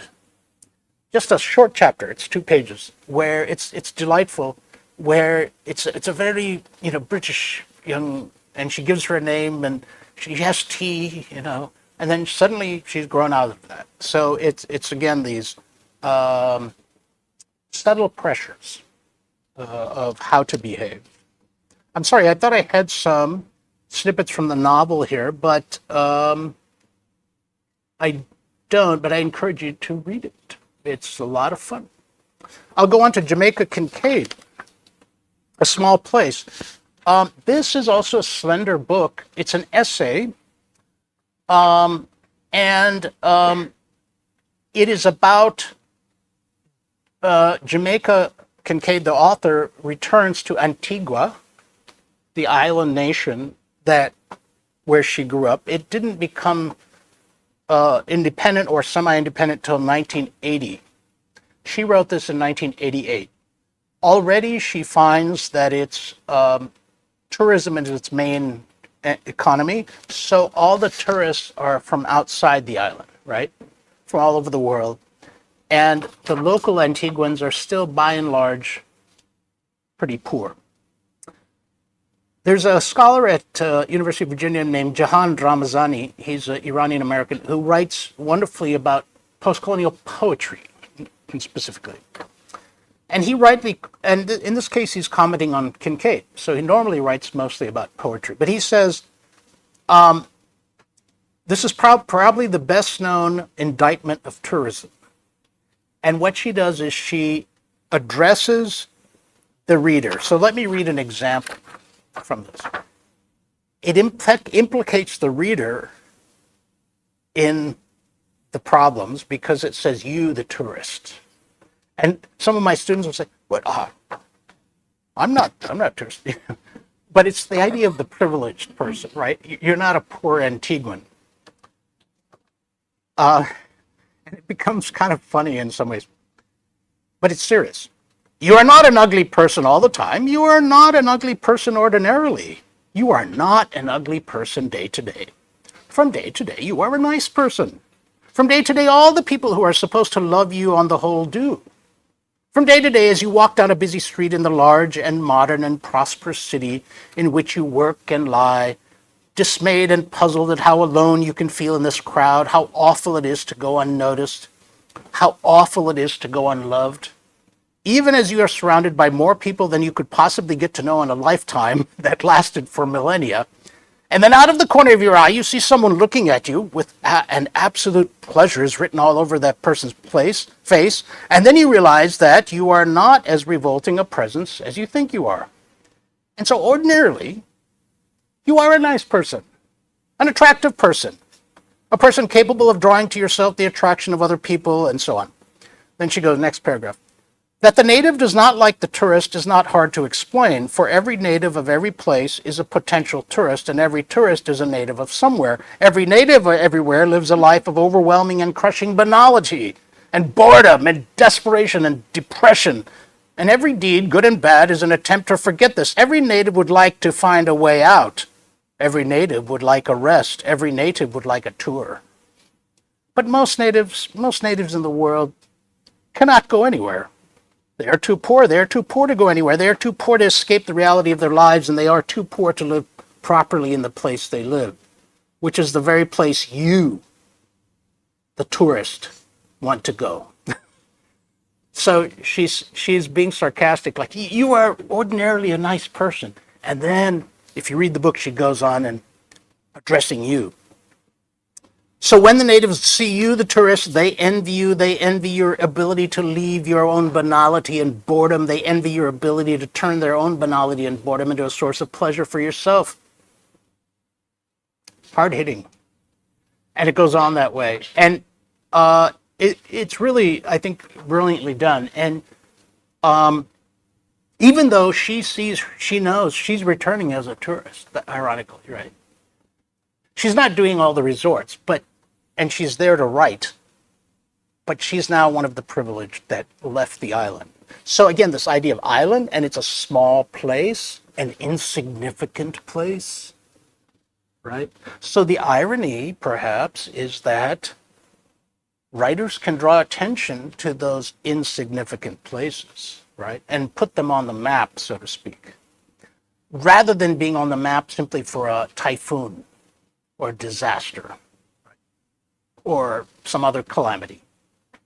You're on the map because you're really, it's a hard-hitting critique of how the West commodifies what Graham Huggan calls the post-colonial exotic, the selling and commodification of these kinds of spaces. And the Caribbean is a prime example where flocks of North Americans go there all the time, right? Dominican Republic, Puerto Rico, Virgin Islands, so forth, Bahamas. And they vary in of course they're all different, but it's there to be a playground. It's there not as a presence, but there as an object, if you will. So in their useful introduction, though it's a bit dated now, in 2010, it's 15 years ago, Graham Huggan and Helen Tiffin in Post-Colonial Eco-Criticisms, it's a good overview of post-colonial eco-criticism. They summarize this as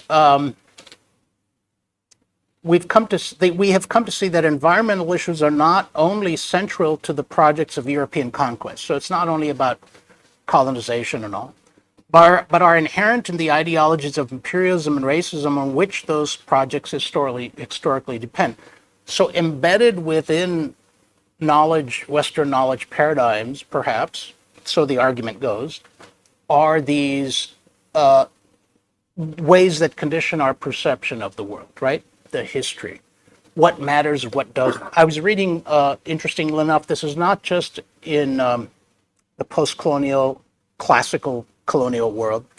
I was reading an essay by Milan Kundera, the great Czech writer, who talks about how the Eastern Europe was similar when he migrated to France, and how Eastern Europe was similarly looked down upon, right? And not as a small, insignificant place, right? And so you don't have to, I think many people can identify with this on some level or another. So I don't mean to say that this is unique to the Caribbean or to a post-colonial situation. For example, but in the places that had outright slavery and racism, it's particularly harsh. So, for example, in these areas, which are the Martinican writers, Jamaica Kincaid, and I'm going to get to Derek Walcott in a minute, we have, for example, we know, for example, the historical treatment of animals was transferred to slaves and then to colonized laborers. So animal imagery was powerful. Native American peoples were also during the colonial era paraded before royalty and the public in Europe and exoticized in a way that non-human animals were. Also at work was the concept of, as we said, the noble savage. So although Kincaid does not mention all of these explicitly, it's clear that's what's behind her thinking. So as you may be, again, coming back to why we are studying this in the first place, or why we have these concepts, I think it gives us tools with which to better appreciate and unpack works like A Small Place. That if I've had my students read it, and it's easy to read, but it's uncomfortable. But then if you give them this context, right? Because they don't know anything about, actually a couple of them have been on cruises to the Caribbean with their grandparents. Oh yes, it was very nice, you know. And there's no understanding of who's going to talk about, after all, let's admit it, if you go on the cruises that go on these cruise ships and you get off at the port, it's very popular apparently in North America, but obviously those places don't want to advertise that because their economy depends on pleasing the tourist and selling them. And that's another thing that Kincaid talks about, and she says that, the places where you do see the poverty, they'll never take you there unless you make an effort. So, yeah, I think I'll stop there with Jamaica Kincaid, and I don't remember what time I started, but time is relative, as we said. So, speaking of time and space, this might be a good point to mention that one interest of mine has been how the acceleration of time and space, the acceleration of time with, by that I mean starting in the 1830s with the advent of the railroad. That's another part of the modern period that I was talking about. Until 1830-ish, humans had never gone faster than the horse, right? So suddenly you get through, right? And then distance, space shrinks as well because of the telegraph and then telephone. Now, of course, it's instantaneous. So what does that do to our way of thinking? The arts reflect that, right? In the early 1900s, you get the abstract, like the Impressionists, you get the Cubists. They're all responding to this idea. So I wanted to mention that, and this is particularly acutely felt in the colonial context because already that land is being taken over explicitly, right? And so you're adding to this. And anyway, I just thought I'd mention that. Does anyone know how much time we have?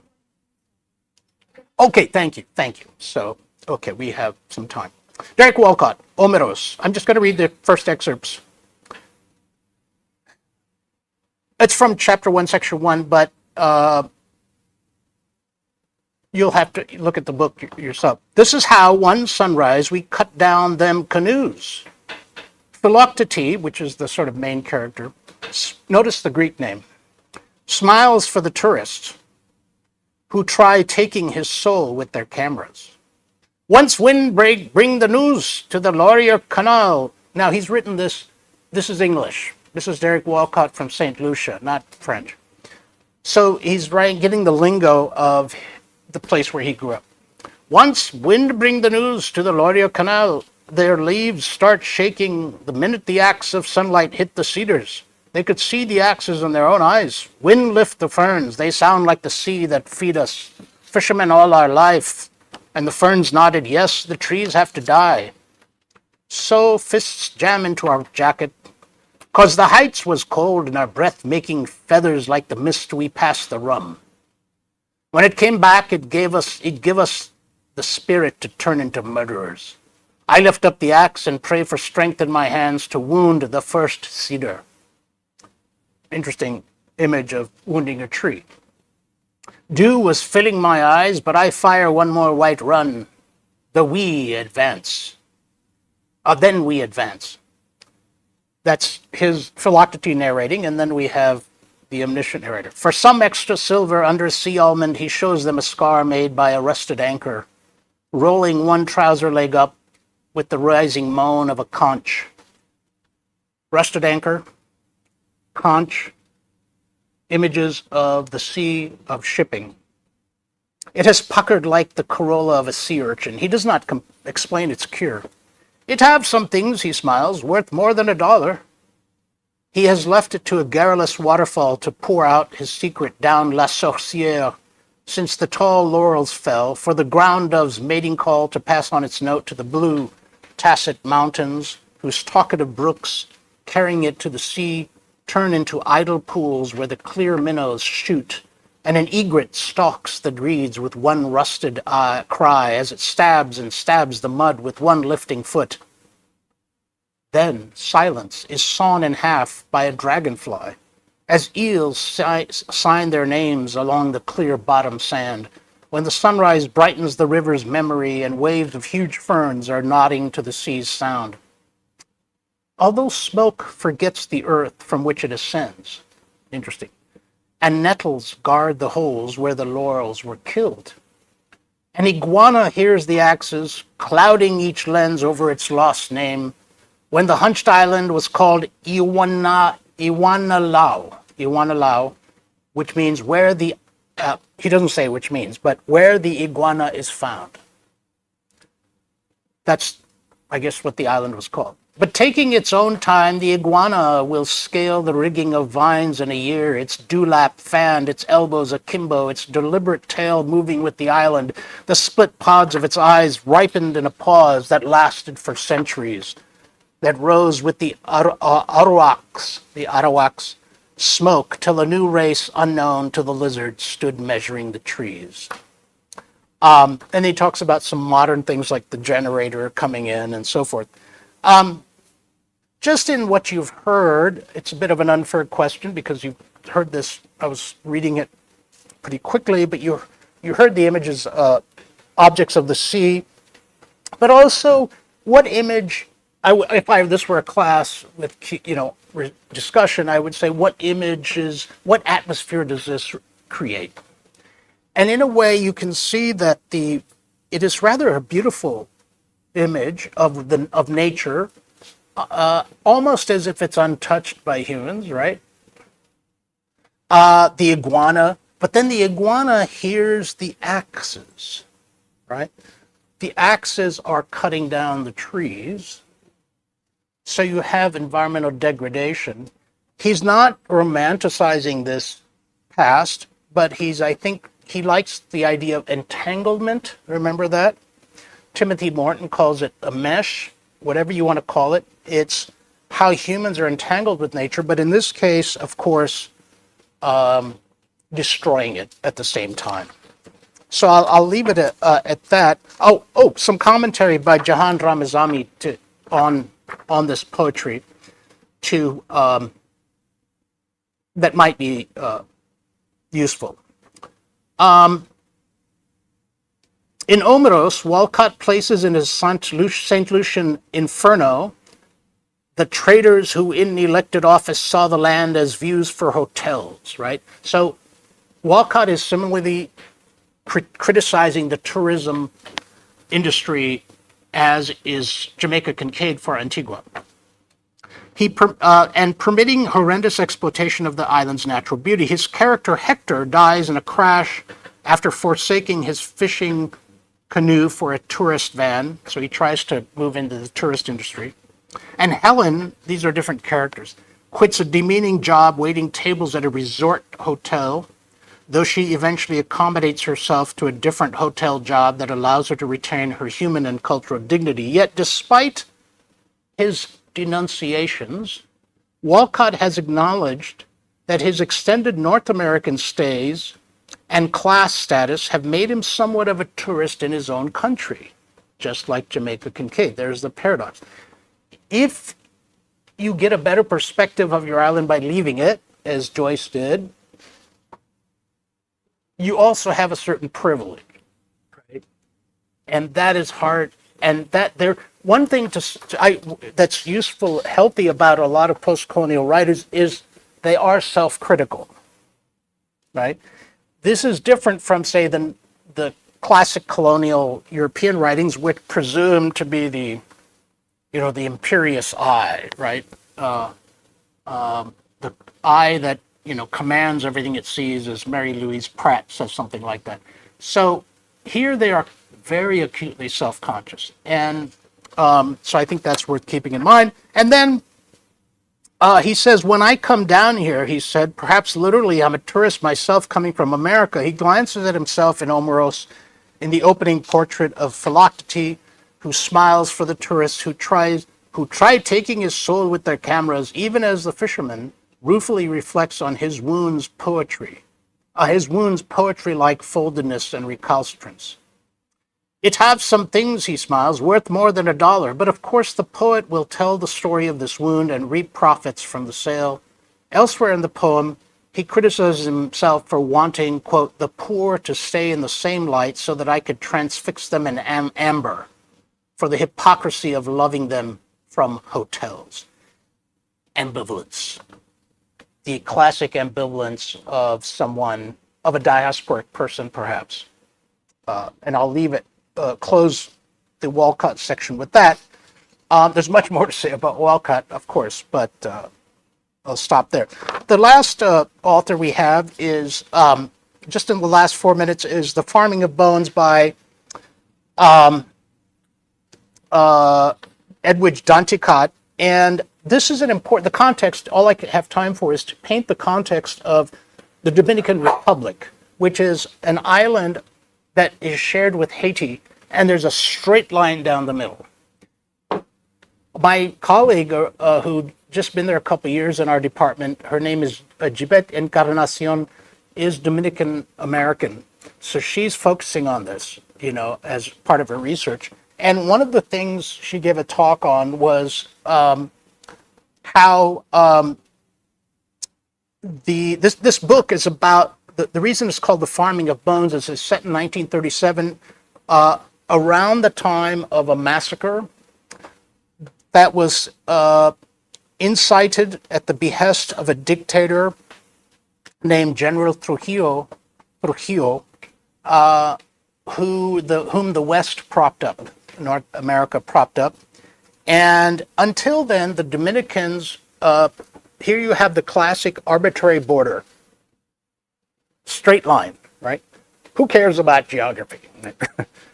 And Haitians speak French, Dominicans speak Spanish. But before 1937, they would often go across borders for labor, right? And sometimes intermarry, so they'd have different Creole languages.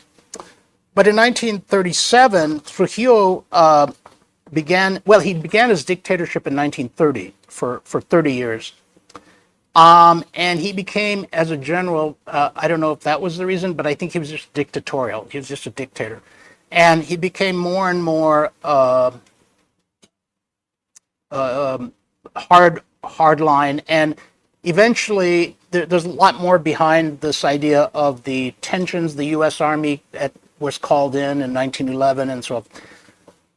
And so he ordered his soldiers to then kill and displace the Haitians, who had come and worked for decades. And they slaughtered 10 to 15,000 men, women, and children. This has become a big scar in the country. And so what she talks about in the novel is she tries to give us a sense of the complexities of this situation. Let me just read in the last 2 minutes from another scholar that I borrowed from. Indeed, the farming of bones abounds with complex shades of meaning. In the first chapters of the novel, Amabel is the main character, helps Senora Valencia give birth to twins. When the doctor finally arrives to check on the newborn's health, he says to Amabel, many of us start out as twins in the belly and do away with the other. Haitians and Dominicans. Once again, by the way, twins that comes up more than once in post-colonial literature, but that's another story. Once again, Danticat has deftly teased out the duality of language.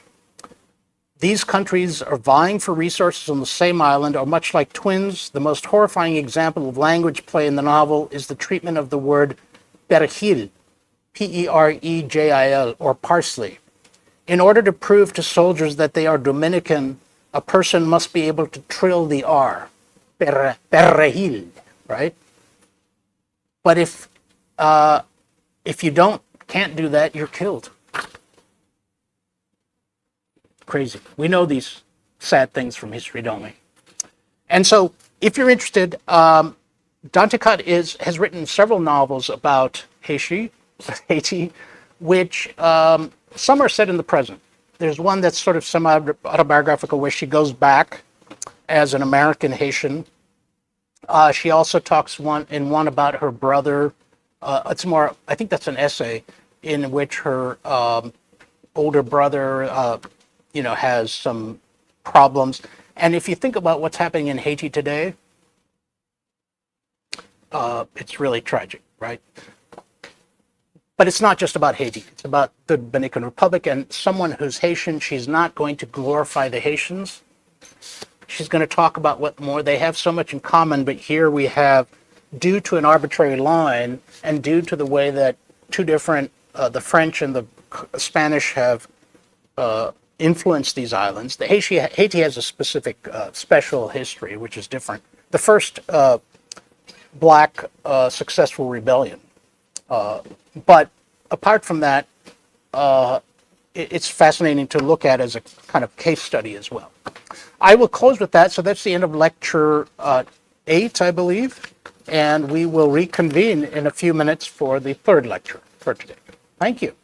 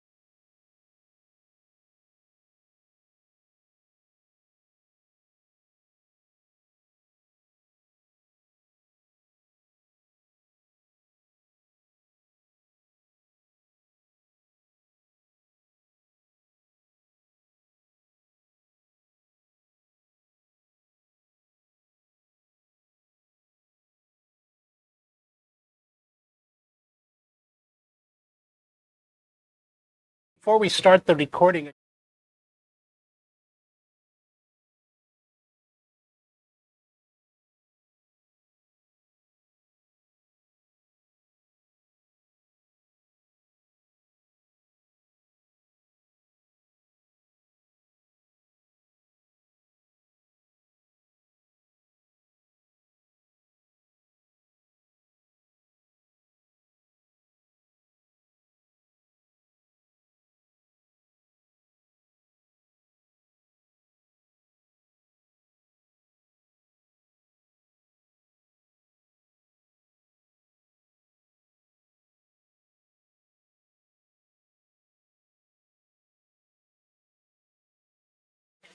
well, welcome back, everyone. I'm trying to wake myself up, but it is lecture 9, the third and final lecture for today. And this one is simply titled African Literature, which is a bit ambitious because I am not going to talk about all African literature, but it's just a working title. So this we'll start with a novel that I've already mentioned, Things Fall Apart. I knew would be somewhat familiar to many of you, and it's therefore useful to use some texts that we all know as case studies. So I'll just simply start. A September 2015 article in the Chronicle of Higher Education, which is a publication in North America, and a very good one, in a piece titled A Broader Notion of African Literature, reported by Jennifer Howard. This is a journalist for this publication, describes fascinating scholarly work being done in African literature that shows how the continent, quote, has a long, diverse history of written as well as oral storytelling and record keeping, and that African ideas have influenced Western writers, even though African writers' responses to colonialism and its aftermath have gotten the lion's share of attention. So, useful to keep in mind that African ideas have been influencing the West and the world much longer and more powerfully than we have tended to think. In fact, if I haven't read it, but I've read bits of it, there's a famous work called Black Athena by Martin Bernal, who many years ago showed, for example, even as far back as ancient times, how Africa had influenced the West, and makes the still debatable argument, which, because it's hard to disprove or prove these, but he's very convincing that African ideas shaped Athens quite a bit. Right. So, all of which is to say that this was 10 years ago, that this was becoming a growing field. Right. So the setting, of course, of Things Fall Apart is an Igbo village in a region of what is today Nigeria. There was no Nigeria in the late 1800s. And of course, we have the main character of Okonkwo. So I'll get right to some of the themes and the commentary rather than summarize this.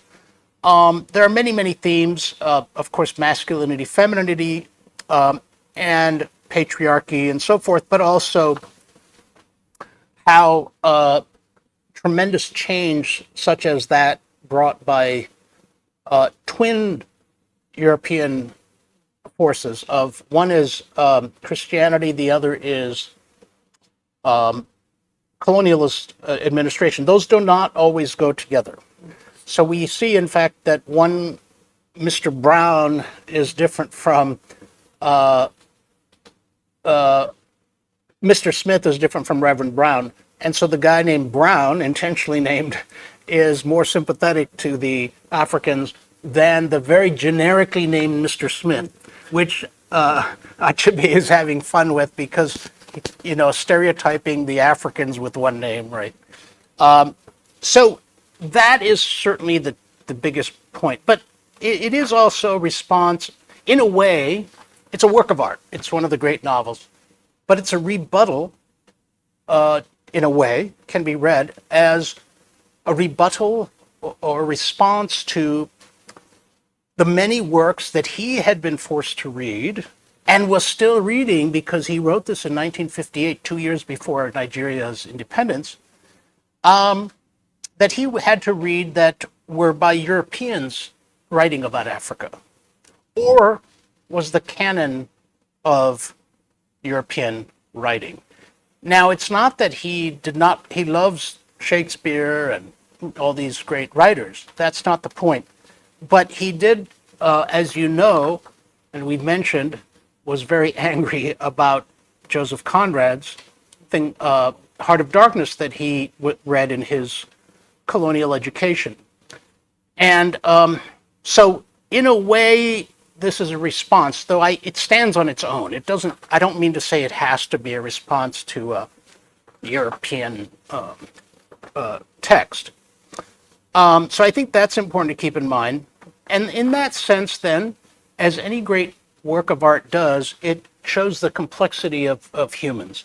So we have the flaws within the Igbo system, the killing of twins, for example, the hyper masculinity that he feeds on as an individual because his father was, in his view, lazy, right? And those kinds of things. So his point would be that, yes, there was the killing of twins, but already one character, a friend of Okonkwo's named Obierika, is questioning this, right? There are other characters who are questioning these practices. What's the point to be made, of course, is that they are not allowed to continue doing it on their own terms. Change is not allowed on their own terms. It's imposed on them, and that change is usually detrimental. So the double tragedy of Okonkwo already being primed for tragedy, with a kind of classic tragic flaw, right? And then the last, blow is colonialism. So this is directly a direct answer to Conrad's sort of stick figure Africans, right?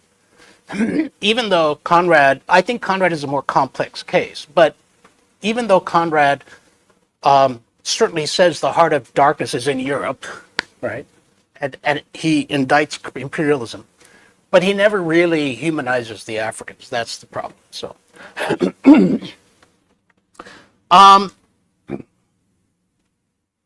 here's a passage from Conrad's novel. I think it's useful to refresh. I'll just read a couple of lines. The whites and Marlowe is narrating this. The whites, of course, greatly composed, had besides a curious look of being painfully shocked by such an outrageous row. So there's an argument between them and some of the African men in the Congo, the Belgian Congo. The others had an alert, naturally interested expression, but their faces were essentially quiet, even those of the one or two who grinned as they hauled at the chain. They're chained up. Several exchanged short, grunting phrases which seemed to settle the matter to their satisfaction. Their headman, a young, broad-chested black, severely draped in dark blue fringed cloths, with fierce nostrils and his hair all done up artfully in oily ringlets, stood near me. Problem, right? So these are the kinds of stereotypical images, but which, by the way, continued into Hollywood, into popular media until not that long ago, right? I think it's gotten better, but in fact, if you're interested, when we get to just a touch on climate fiction, which is a new field for me, I taught recently a book called The Drowned World by J.G. Ballard, 1962, credited with being perhaps the first climate fiction novel. And it's really interesting, fascinating, but there are the same kinds of stereotypes of Africans in there. And he consciously has Conrad in mind. And that's a climate fiction novel.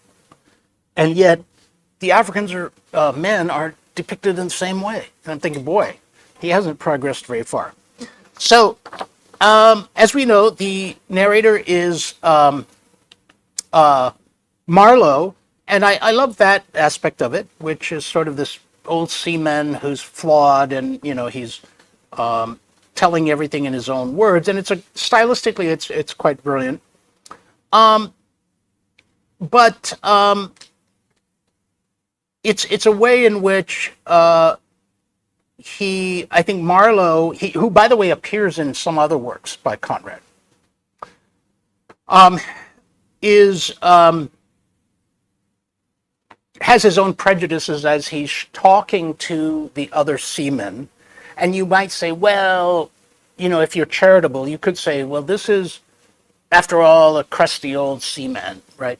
But the problem is we're never given any contrasting comparative images of the Africans. So that's the test. We all know about the civilizing mission kind of thing. The French use the same phrase as a kind of alibi for their practices in colonialism, to say that we have a mission to civilize them, right? If you are using something as an alibi, that suggests that you have a little guilt, that you are trying painfully to whitewash what you are doing. So that's there. The other thing to keep in mind as a backdrop is that if we are looking at other works by Achebe since then, where he has some of the descendants of those same characters experience Africa leading up to independence, then after independence, and just as Fanon warned about the pitfalls of nationalism, where you have to watch out because you have the same paradigms, you inherit all this stuff, and you can fall into the same traps, right? The same corruption. He shows that. He's not afraid. But it's interesting that he sided with the losing side in the Civil War that lasted from 1967 to 70. Well, like a lot of Igbo, some called it the Biafran War, where sadly 6-7 years after independence, Nigeria was ripped apart. And of course, some of this has to do. Some of it has to do with the arbitrary borders that were, as we know, drawn up all over the world by the powers that be. But some of it had to do with simmering tensions that were already there. But again, these are the paradoxes, legacies of colonialism. So if you're interested, that's what Chimamanda Adichie has the novel Half of a Yellow Sun, which is about that war. Achebe writes and has essays on the war, so if you're interested.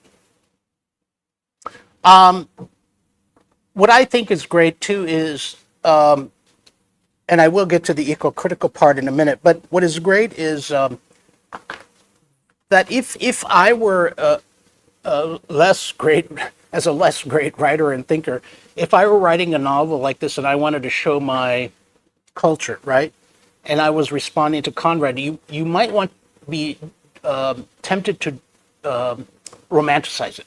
You might be tempted to portray it in the best light. And in fact, a lot of communities, the ordinary people say, don't, air the dirty laundry. Don't put on the best face, right?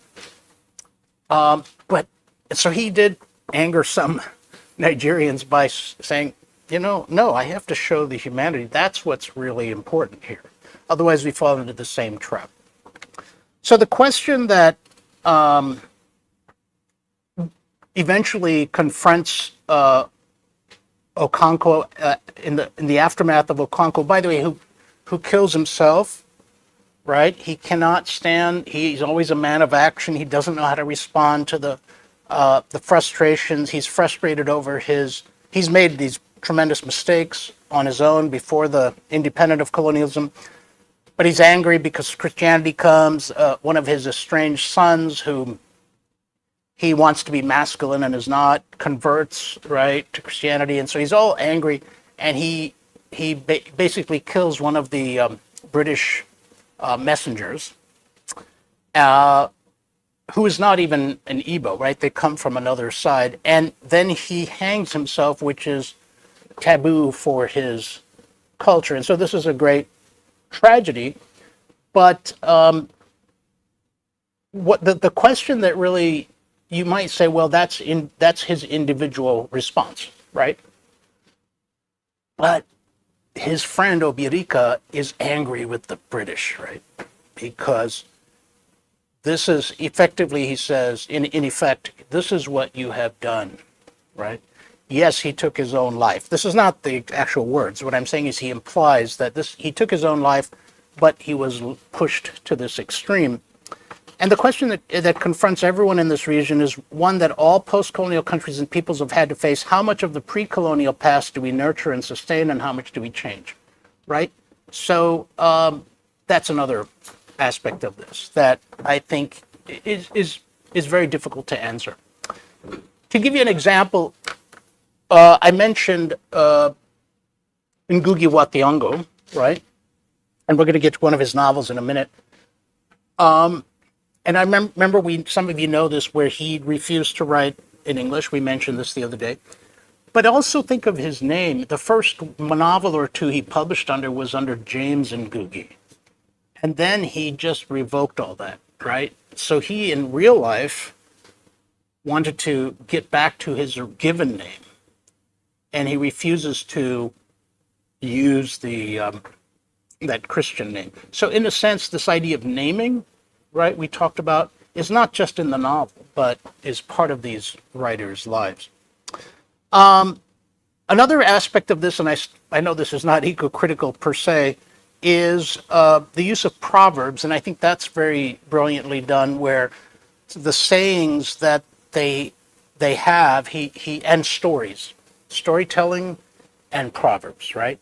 And many of them have, especially the stories, have a link to the natural world in which they live. And I think this is also a way, it's not that he set out to say, I'm writing a novel about, the natural world, because it's not a novel, it's only relatively recently that eco-critics have come to it. But I think that this imagery of the animals is really fascinating. And the connection between humans and their natural world, right, is fascinating. We first encounter proverbs in the scene where Okoye comes to Unoka's hut and asks him to repay an old financial debt. You don't have to remember all these characters, but Okoye makes his request by speaking half a dozen sentences in proverbs, because proverbs, as the narrator tells us, are the palm oil with which words are eaten, which sounds like another proverb. So in other words, the narrator is describing this in formal English, but using metaphors that are earthy and germane only to that context. Palm oil, because they drink palm wine, and proverbs of the palm oil with which words are eaten. I love that. So they also convey to readers a uniquely Igbo perspective. So I have students currently who are Nigerian, who are Yoruba and Igbo from Nigeria. And it's interesting to get their views, right? And to talk about, they don't share, they speak in English. If the Yoruba and the Igbo, they're totally unrelated. So we forget that, right? If you go to a typical, I'm saying non-college going American, you might say, all they know is Africa, right? Which is the most diverse continent on the planet. So that's what I think is great about reading these, is you also get these local issues. And we were talking, I think, about bioregionalism, which I'll get to more, hopefully tomorrow, or a day after. But each region is different environmentally too. So I think that shapes the language. The other thing to keep in mind is that although we have an omniscient narrator, this narrator is clearly part of the community. Someone who talks almost in the fashion of legend, like Okonkwo is a legend. In those days, or he was known by So you know that this narrator who's unnamed and ostensibly omniscient is nonetheless an Igbo, right? And so that's a very shrewd move as well. And I think what this portrays is the value of orature. And I think Kantapura by Raja Rao does that, and so do other novels, that it's very hard to do, to try to replicate, get a feel of spoken, of a narrator who's talking conversationally as if it's an oral story, but yet it's the novel, which is a modern kind of form. It's published, it's in English, So all those things it's very hard to balance that. So my folklore colleague, or she's retired now, was very insistent that we talk about orature to make it equivalent to literature. Stories bind the Igbo people as a community. That's key. You get that time and again, and you get that in all these African novels in some way or another. Stories bind the community. Yesterday I mentioned the stories create place in a sense, because in terms of making a place meaningful, we need to have stories. Otherwise, it's just another place. The tourists who come to Antigua, there's no stories there, right? Or who go on the cruise ships, which sound really silly to me, but just roaming around in the ocean, and this, it's sort of, there's no anchoring referent. So in the hands of other alien stories tellers, stories are the very things that destroy them, such as at the end of the novel, the British administrator comes and says, maybe I'll give them a paragraph on the primitive tribes of the Upper Niger and mention the Igbo, right? Just a paragraph. And that's, first of all, the arrogance of that. And so you have to tell your own stories, obviously. The falling apart of the Igbo community can be traced to the fact that the Igbo consider the news of the white people's arrival to be only fairy tales. So that's another interesting aspect where at first they're kind of like, oh no, these are myths, right? Then they see one guy comes on a bicycle that they call an iron horse, because the bicycle had just been invented recently in the 1890s. So it was not familiar in everywhere, and they kill him. This one other village, and so they say, well, and then of course you know what happens. The colonialists come with their guns and kill. But it's interesting that in Umuofia, they said, some of the elders say, well, they serve. It's like, what else did they expect? You can't kill. That transgressed the rule of hospitality in a way. Without questioning, they just kill this guy. So there's interesting dynamics here. There's an interesting statement by one of the characters, not a major character, who's an uncle of Okonkwo, who says they're having a debate. So also he shows how they have debates. Agency. They have their own agency. And he says, there is no story that is not true. That's an interesting statement, right? And it could be true and felt to be true in a negative way. It could be felt, because we make narrative, we make our own myths, right? Nations make their own myths. As Ernest Renan said in the 1880s, the French theorist, all narratives have some aspect of forgetting. What we call convenient amnesia, right? You edit your stories, right? And so, yet they are sold as if they are transparent truths. So that's where what literature provides, those gaps, right? Because we are often, and it's understandable, if you're a child and you're reading all this time and again, right? You're just going to see it that way. There are certain states in the U.S., because states are very independent in the U.S., there are some states which have, their textbooks are horrendous. Like in Texas, they have like 2 pages on African American history. in a big textbook for high school. So, of course, conscientious parents will supply more, but the average child will think, oh, that's irrelevant. So you can see how education still is a big factor today. In fact, there have been, I better not go off on this, but some years ago, the Chinese government was furious with the Japanese government because the textbooks they downplay the Nanjing massacre and rapes and so forth, which is a sore point, understandably, from the 1930s. So you can see where this becomes political as well. But nations want to narrate it in the way that appeases certain interests. The Igbo elders also failed to realize that their authority to write their own stories and to thereby control their own destinies is threatened by the colonizer. So they don't really grasp this idea that it's also the idea of telling your stories, being allowed to be the agent of your stories, that is threatened. Of course, if you're a writer, you tend to value the idea of storytelling. But I do think for everyday people, stories are important, right? You hear them from your grandparents, you hear them from others. The sociology of colonialism is also important. Just like individuals, every cultural group needs to have that sense of dignity. And Achebe's description of the tragedy captures the same nuanced psychology and contradictions that plague a Greek or a Shakespearean play or anything that you can name in the Western canon. I'm almost at the end of the note on Achebe. So the question is, again, you could research this and look at his essays.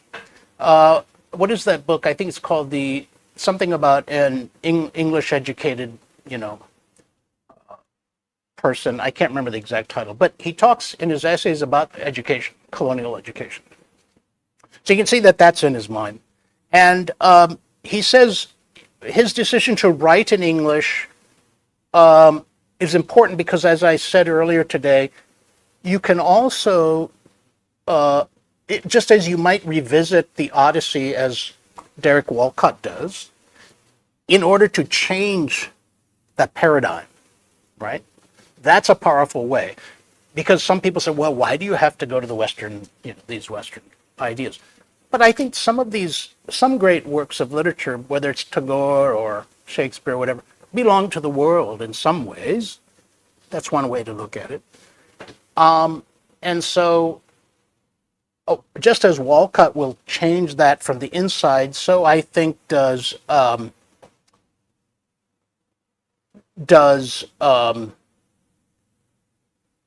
he write in English to sort of change English. That's what I was getting at.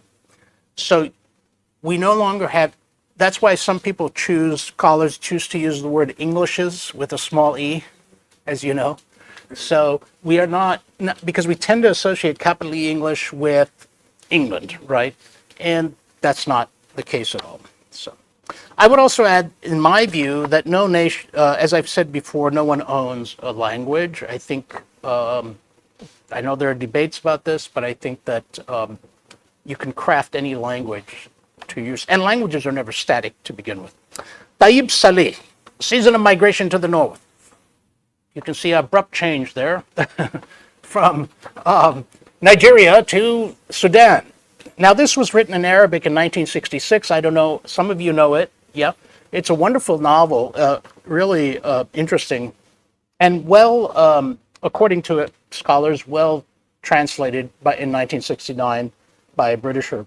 In the 1890s, the British sought to reestablish their control over the Sudan, which became a big part of Victorian iconography with Khartoum and, General Gordon, fighting to the end and all this stuff. And they made Hollywood movies of this. And it once more officially in the name of the Egyptian Khedive, but in actuality treating the country as a British colony. So they didn't really call it that, but they basically controlled it much of it in the 1890s. But, as in many countries, you have the French, the British, the Belgians squabbling over the same area because the Nile headwaters are very lucrative and strategic. Britain feared that other powers would take advantage of Sudan's instability to acquire territory previously annexed to Egypt. So there's all these things going on. And then there was a rebellion, which Winston Churchill was involved with in 1898, and so forth and so on. And this was sort of the backdrop. So now the reason I mention this is because one of the characters in the novel, so the main character comes back to the Sudan after his education in Europe, and he's surprised to find someone in his village who's already been there and back, and has a really weird stories to tell, and also has a secret library where he keeps all these English canonical works. So you get this sort of interesting way. So this is an Arabic novel. We have to keep that in mind. And Sudan was, again, one of those insignificant places in many ways, except when it came to strategy, like the Nile, right? And we, by the way, bring it up to the present. South Sudan, we have the split of the country. It's not doing too well, right? There's a famine. It became independent in 2011, right? So that the repercussions of these colonial periods are still with us. But the novel, the unnamed narrator has returned to his native village in Sudan after 7 years in England, furthering his education. He's an engineer. On his arrival, he encounters a new person in the village. He's not from there originally, named Mustafa Said, who exhibits none of the adulation for his achievements. So he's also been abroad, but he never talks about it. But he often recites poetry in English from memory. And then the narrator asks Mustafa about his past, and Mustafa tells the narrator much of his story, often saying, "I am no Othello, Othello was a lie." So we have the Shakespeare background because it transpires that Mustafa has had several affairs with English women while he was studying there and kills one of them. Murders one of them. It's strange, right? So I think one of the things that perhaps Saleh is, and the title is interesting, Season of Migration to the North. So it's like, are we like birds that go to the north, which the north being England, right, in this case, and we come back. And if so, what does that mean? And secondly, it's also about engineering and the way that eco-criticism comes in, or the eco-critical aspect, the environmental aspect, is because water plays a big role here. The iconography of water, which I'll get to. Another thing to keep in mind is that gender and sexuality here come up in interesting ways, and if you're interested. So, for example, we know the trope, the colonized trope, this is also very Victorian and shared by many parts of the world, of feminizing the land, right? Land, woman, right? And I mentioned this the other day, and you're familiar with this. And if you look at the way, it's fascinating to look at the way that many 19th century naturalists, explorers, talking about the land, just by casual, we'll talk about the virgin territory, and then we made the penetration of the land, this and that. And it's very Freudian, right? Without them knowing it. So now we can read this that way. Here, we have a kind of like a fellow, perhaps, a reversal of the, is this guy, it almost sounds like Mustafa has kind of taken out his bitterness on England by abusing and lying to these women and then killing one of them. It's very strange. He comes off as not a good guy, but the point is that, again, Saleh is not going to romanticize these issues, and he's going to talk about them. So, given that he's clearly critiquing both Western constructs of his land and his own people's complacency and sometimes complicity We might want to think about why rape and other forms of sexual violence are so prominent. He also makes allusions to not just Othello, but Heart of Darkness again. So that's interesting. There's the doubling of the narrator in Mustafa. You know, some of these, we often have a doubling in like we have Jekyll and Hyde, most obviously. Conrad wrote a novella called The Secret Sharer. This idea of the double is fascinating to look at, which has been with us from ancient times. But in this case, is Mustafa kind of reflection of the narrator at an older age, right? That's something we'd have to think about. The doubling of Mustafa's widow as well, with the woman Jean Morris that Mustafa romances. But I would say one of the most notable motifs are books and reading. So when he goes into the secret room that Mustafa shows him, he's shocked by, which he hasn't shown anyone. He's shocked by all these wonderful classics there. So what does that say about colonial education in that sense? Is it that, first of all, the villagers couldn't care less because they're not educated in the same way? And I don't mean they're lesser educated, I just mean it in a different way. And then, but he finally wants to show someone else. He wants to share this secret knowledge, right? But we think of art as kind of redeeming us in some way, making us, ennobling us. But art can't ennoble us without a community, right? So he's doing this in solitude. He's cut off. These books are encased in a hermetic library, kind of like the way the Bodleian Library at Oxford used to be, right? Which didn't allow Virginia Woolf in 200 years ago. If you just encase books, and in fact, to the point where in Victorian homes they'd have fake books, right? You can still buy these, I think. Oh, look at all these books I've read, and there's no book behind there. So this idea of literature without a community, that's a critique in post-colonial writing, where it's a hermetic kind of world. A key motif is also the invader, or the occupier, or the hunter. Mustafa invades Europe in a way, including its homes, the homes of the women he goes to. Is this a kind of revenge? I don't know. But Mehjoob, the narrator's childhood friend, seems to be especially observant about the realities of the post-colonial situation. He's there, he's living there, complaining that his government only talks and never acts. And so on, right? So we have I could go into a lot of things, but let me say this. The other thing is that at one point Mustafa quotes from one of the texts, and it turns out critics have written, well, that's a misquotation, right?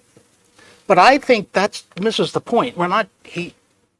If he misquotes, that's part of the character. I mean, it's like Salman Rushdie writing the famous essay on errata or errors in Midnight's Children dealing with the Indian history, because it's the unreliable narrator that is doing this, right? So novels are not, like in Garcia Marquez, same criticism, they're not maps of the actual place or the territory. They have poetic license, and I think that's critical to keep in mind. Leila Lalami, who's a well-known Arab-American novelist, writes in English, notes that Salih's use of the motif of the hero's journey into the unknown echoes Heart of Darkness, but also Gilgamesh, right? So, but it becomes a kind of nightmarish unreality. And it's interesting how often that idea of dreams I mentioned the other day as nightmare is a motif in all of these. So I'm going to end, though, with the section on this with, where was that?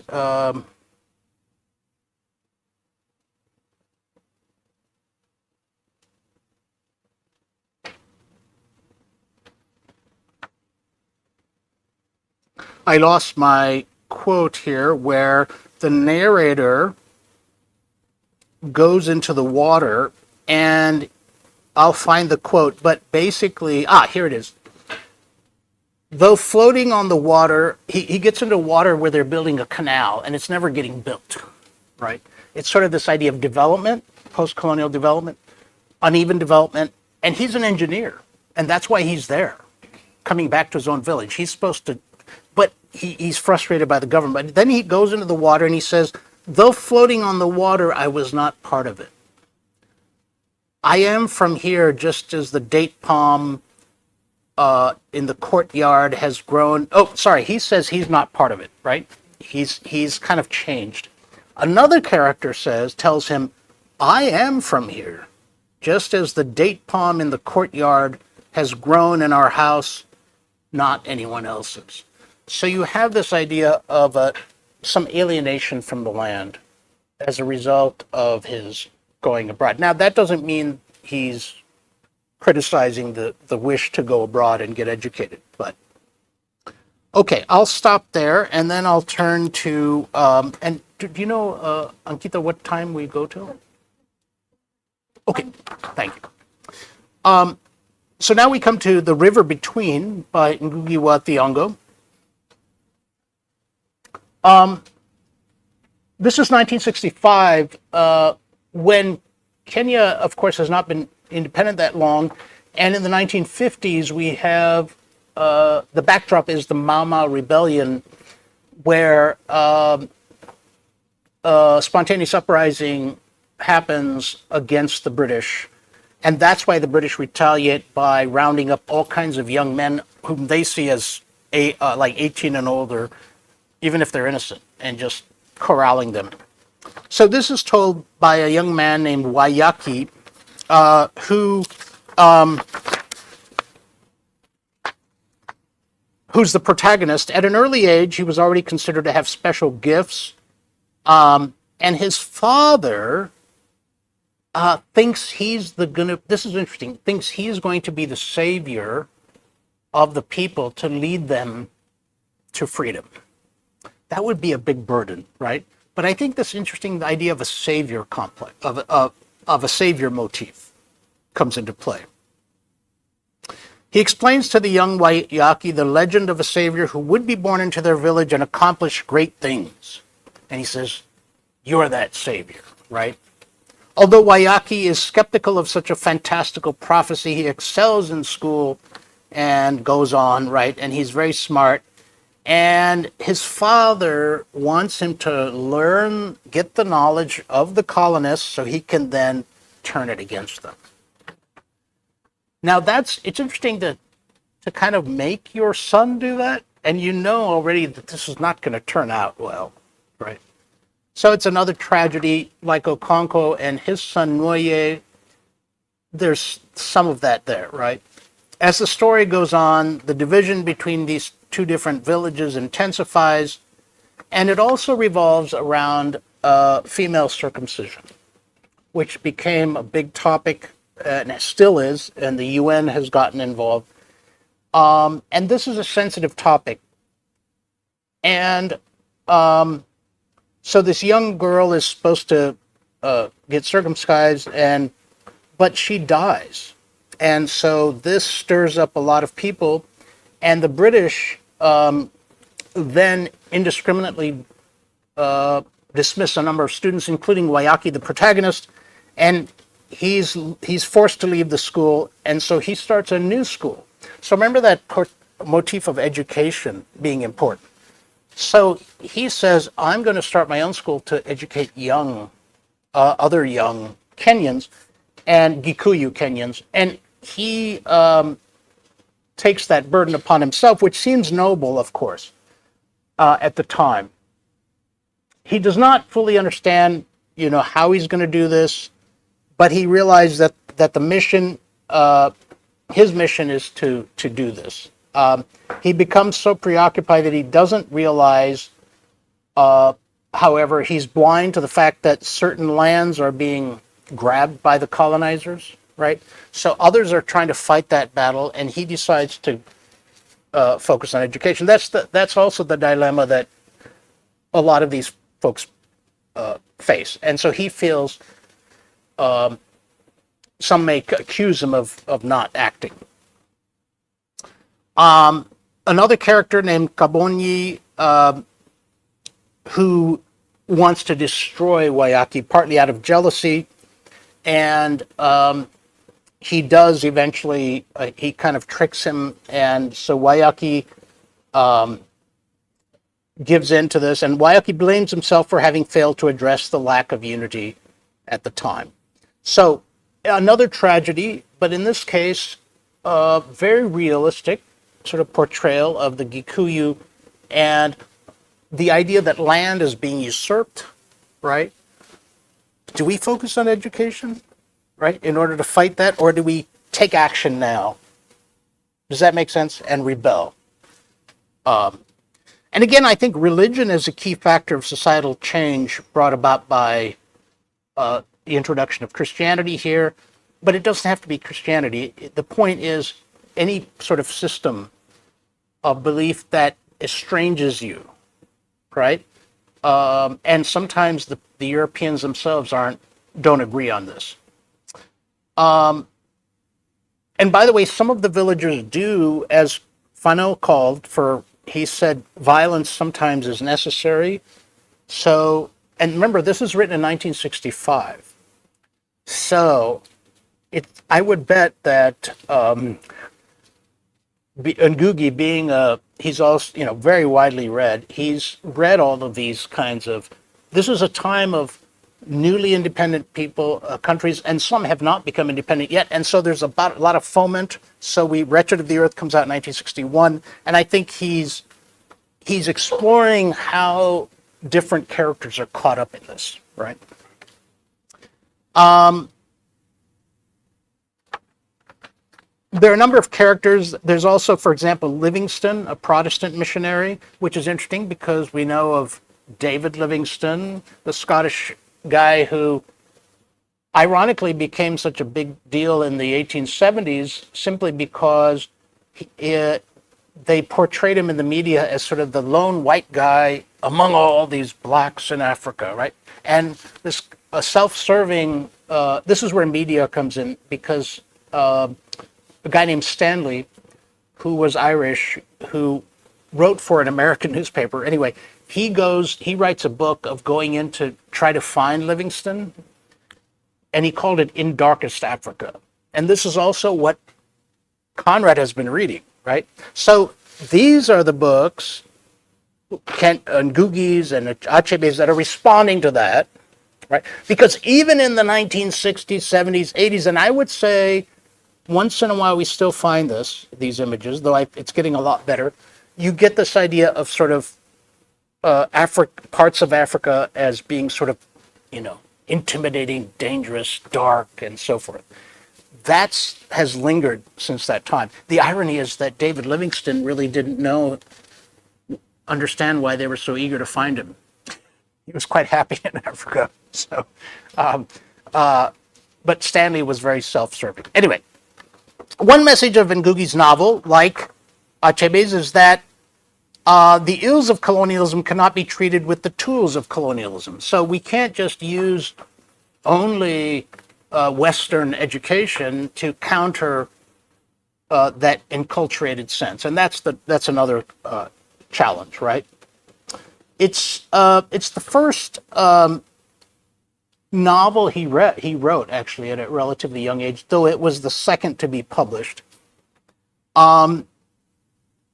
And it's probably, according to scholars, one of the first to address the complex thoughts and feelings of Africans, except for Achebe's, living under colonialism.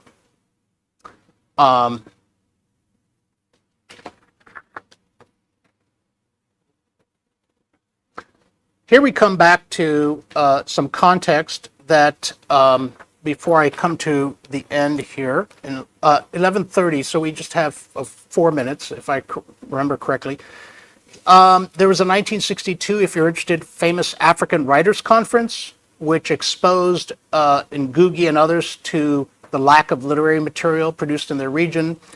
And if you're interested, at Makerere University, there was a famous statement in the 60s about why do English departments only teach, English and also just European stuff. So already from the get-go, these guys are pretty brave. They're students, some of them. Some are professors. And Ngugi wrote that novel when he was still a student, who are brave enough to, because they don't know how this is going to be received, right? Let me just read a couple more points. The river between distills the atmosphere of urgency, self-questioning, and change into a beautifully compact and almost, and I'm quoting a scholar here, I should say. I have the sources in the notes. Almost dystopian Bildungsroman set in a vaguely fictional historical context at the time. So, almost dystopian. That's an interesting way to talk about it, right? It's a tragic outcome, and it also offers us, it doesn't offer us any idea that there was peace. In other words, it doesn't say there was a sort of golden age before the Europeans came. Just like Achebe, it's not like there were tensions between villages. In fact, remember in Achebe's novel, he has to kill Ikemefuna, and that is a tradition that, or Ikemefuna has to die, and that is a tradition that was there independently, but of course Okonkwo transgresses that. The point is, again, they're not allowed to do this on their own terms. They're not allowed to change on their own terms. So let me just read the opening and then I'll stop because this gets us to the landscape. The two ridges lay side by side. One was Kameno, the other was Makuyu. Between them was a valley. It was called the Valley of Life. Behind Kameno and Makuyu were many more valleys and ridges lying without any discernible plan. They were like many sleeping lions which never woke. They just slept, the big, deep sleep of the Creator. Almost again in that oral, sort of fable-like way. But notice he says, without any discernible plan. This is not something that is mapped according to the Europeans. And so, but we also get a sense of land, right? The privileging of geography, place, and the connection with stories. So I wanted to reiterate that mythic legends, whatever, are key to this, right? In fact, Jomo Kenyatta, it might be worth talking about. I'll save that quote for later. Let me just check, make sure. Oh, was I supposed to talk about nervous conditions? I think I was. And we have 1 minute. But I will talk about nervous conditions, which a novel I love. I just finished teaching it again. I've taught it several times. And if I may just say, I'll come back to this and talk. We could also talk in the Q&A tomorrow before the lecture. But again, a focus on education, but a focus on psychology. The psychology of, that's why she invokes Fano, and she herself is a psychologist. And I think that is key. So now the question becomes, how do this, remember post-colonialism is kind of the impetus is Marxism on the one hand, political action, as well as psychoanalysis. And there's been these debates. But I think these writers are well aware of that. And you might say, well, a focus on the psychology, that doesn't seem to have much to do with environment, right? But it does. And Dangarembga shows that. It doesn't mean they're identical, but she does show both. And I'm sorry, I was not watching the time. So I'm going to have to come back to that. And I will close today. So if you're interested, come a little early tomorrow. We can have a Q&A. Thank you, folks. Yes, end of the lectures for today.